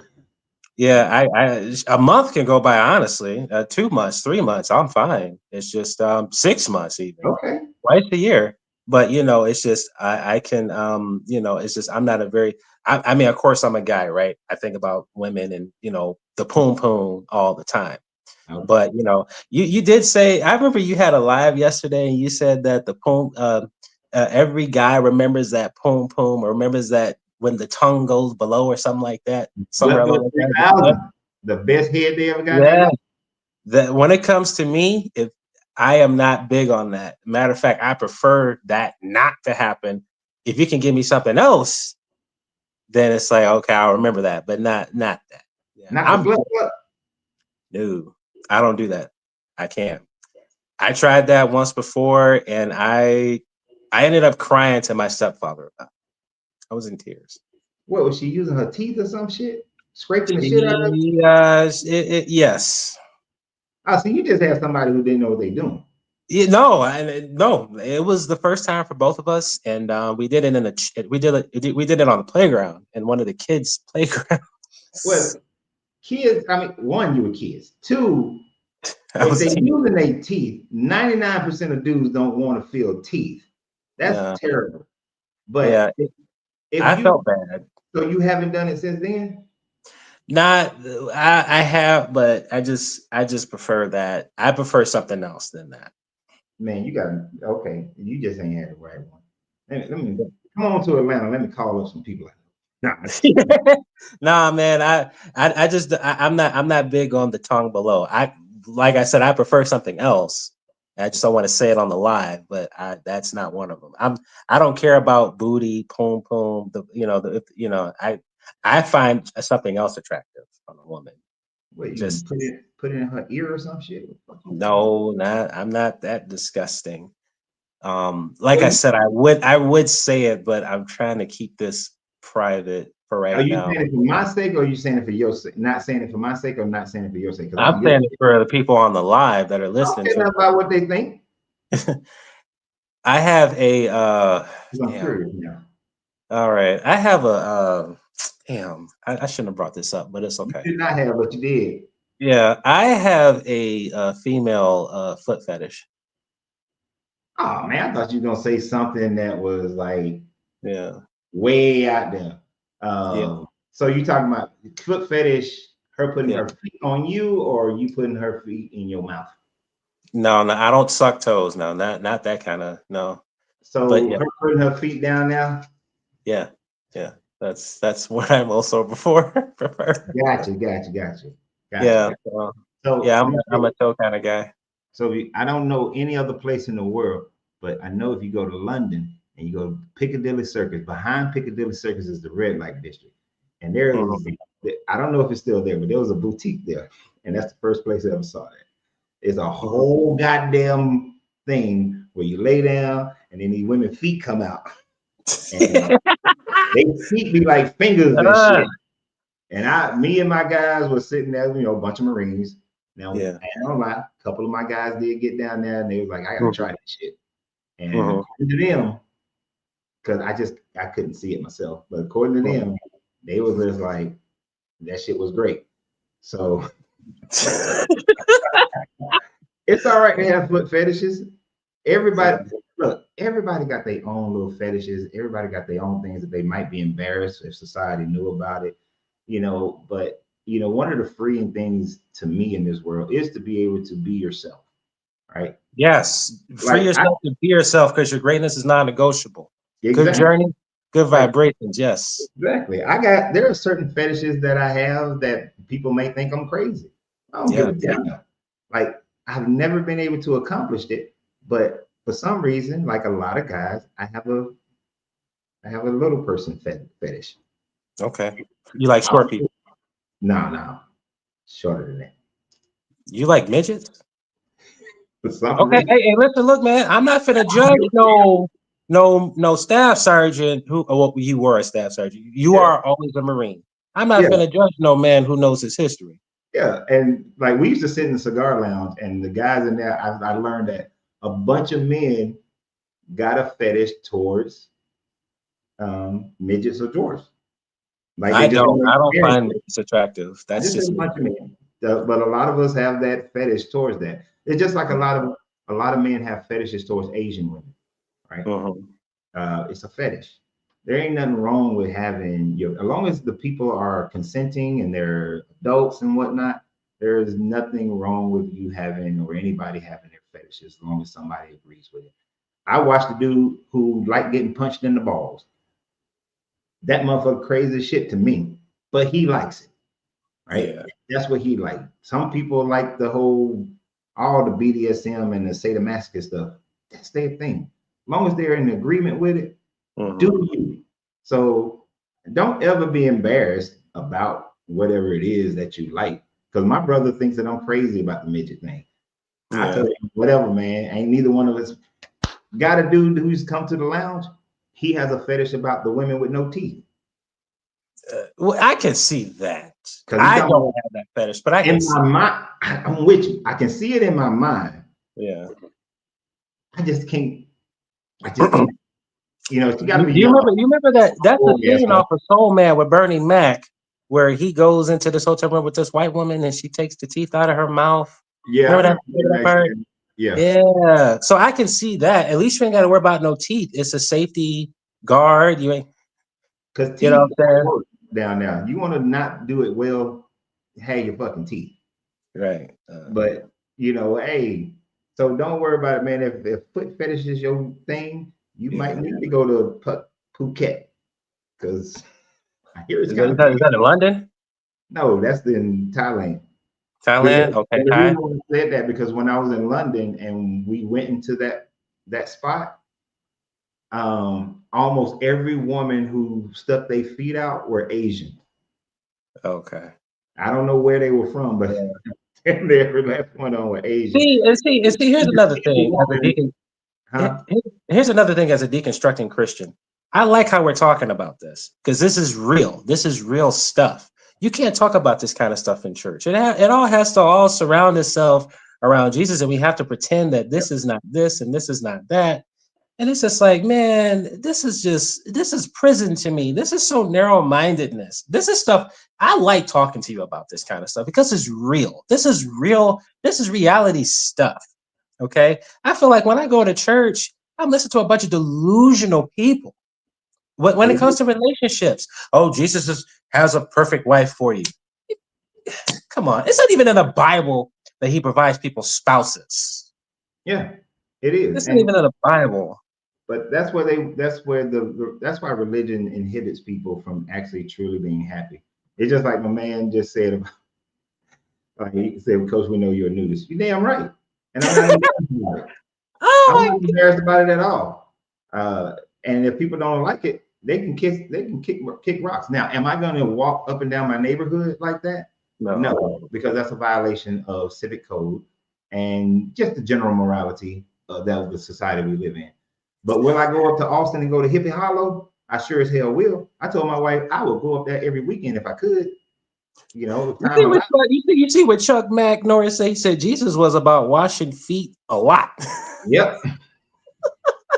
Give them feet, Peter. Yeah, man.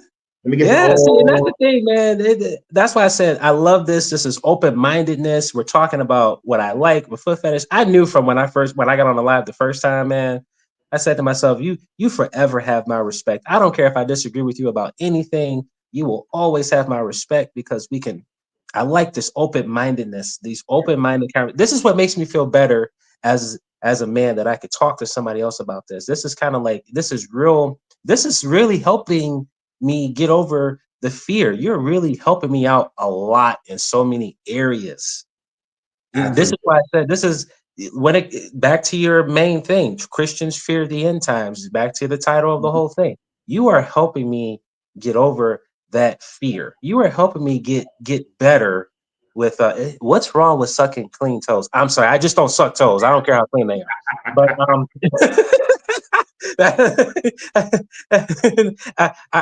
I have a foot fetish, but I just don't. I'm not with the toe sucking. But I like that we're talking about this.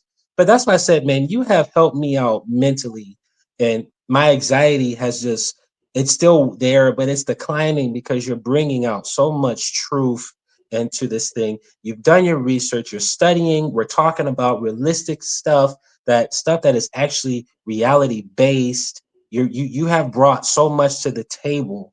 I really do think and hope that you go bigger. Like I said, we're gonna have disagreements. We're human beings, but you will forever have my respect. Ever have my respect. appreciate that. And same to you. I respect you. That's why I want you to get all your VA. And that's why I want people to be free to be themselves. As long as you're not harming anybody else, just be free to be you. Right? Yeah. As long as you're not a criminal or a Yeah. sex offender trying to rape people, all this stuff. You know what I'm Those saying? That's be you. You know what I'm Yeah. saying? Be who you are. And see, I look at it like this when it comes to Christianity. If Christianity, if I'm the type of person where if Christianity is working for you, I'm not here to take you away from that. I want you to continue to do what works for you. Okay. Mhm. The problem comes in is when I tell you it's not working for me, you want to argue with me and you want to insult me and you Yeah. want to insult my intelligence and you want to start hurting my feelings and start speaking all of this harsh truth and stuff after I done told you something that works for you is not working for me. So you find a way to bash me and stump me and stuff. That's when I have a problem. You know what I'm Yeah. saying? So free toes. So you got to free all the toes, man. Free all the toes. Oh my goodness. My Anyways, wife came home and said, I want you to suck on my toes. I'd be like, let me wash your feet. There you go, whatever. I wouldn't yeah, do it man. because my other thing about me is I want to please. I always look to please when it comes to that type of thing. So long as it's not some painful shit, whatever you want, we good. You Yeah, know, man. I wish I was coming this weekend, dude, because yeah, I that's your would have fault. loved, huh? That's your fault. Yeah, I didn't You have the didn't money. overly plan. No, Yes, no, you did. no. I saw this ahead of time. It was just I didn't have the money, and plus I had came across a medical situation that I had to take. Okay, fine. Yeah, But I'm yeah. getting out But here, damn. It's been 4 hours and 11 minutes. yeah, all right. You go ahead, man. Everybody have a good night. Yeah, maybe next week we'll talk about sexual freedom once you leave Christianity. Something like All that. right, man. Have a good night, man. I could talk about sexual freedom all goddamn day. Yeah. Yes, and that's why I love People talking. think that I'm all into this shit right here. No. If I could really just have talk about something all goddamn day, it'll be business and sexual freedom. This Sexual freedom. this is helpful to a lot of people, but this allows you to have the freedom and not feel guilty about none of it. Right. Because like we've said over and over again, as long as you're not hurting anybody else, you should not feel guilty about you being you. So with that, Exactly. we done. All right. Have a good night. I'm gonna get Bye. off. About to get hang. I appreciate everybody for being here. Tomorrow's show, it is. I have an appointment. I don't know how long that appointment is going to last. Well, I don't have an appointment. I'm walking in. I'm being a walk-in tomorrow, so I don't know how long it's going to last tomorrow. Hopefully, we'll be able to start the show on time, but I'm just not sure if I'm going to be able to get back home on time. So so we will have some sort of a show tomorrow. Little people politically. My wife said it. Talking about some little people be politically correct. I did say little people. She said the other word, and then I did repeat the other word. So I guess I wasn't being politically correct. So whatever, lady. I'll see you guys tomorrow, hopefully on time, but it may not, it may be later. I will put out on Facebook and YouTube. If I'm running late, I'll let you know. Okay. So y'all have and Friday shows are shorter anyway because my wife gets home earlier. So I will see you guys tomorrow for at least an hour at minimum. And so y'all have a great day and keep sucking toes, doing foot fetishes. Because y'all keep talking about it. And always remember that you have to free yourself to be yourself because your greatness is non-negotiable. Good journey, good vibrations. And I'm out. Y'all got problems. I know my wife probably gonna call me in a minute like, y'all crazy.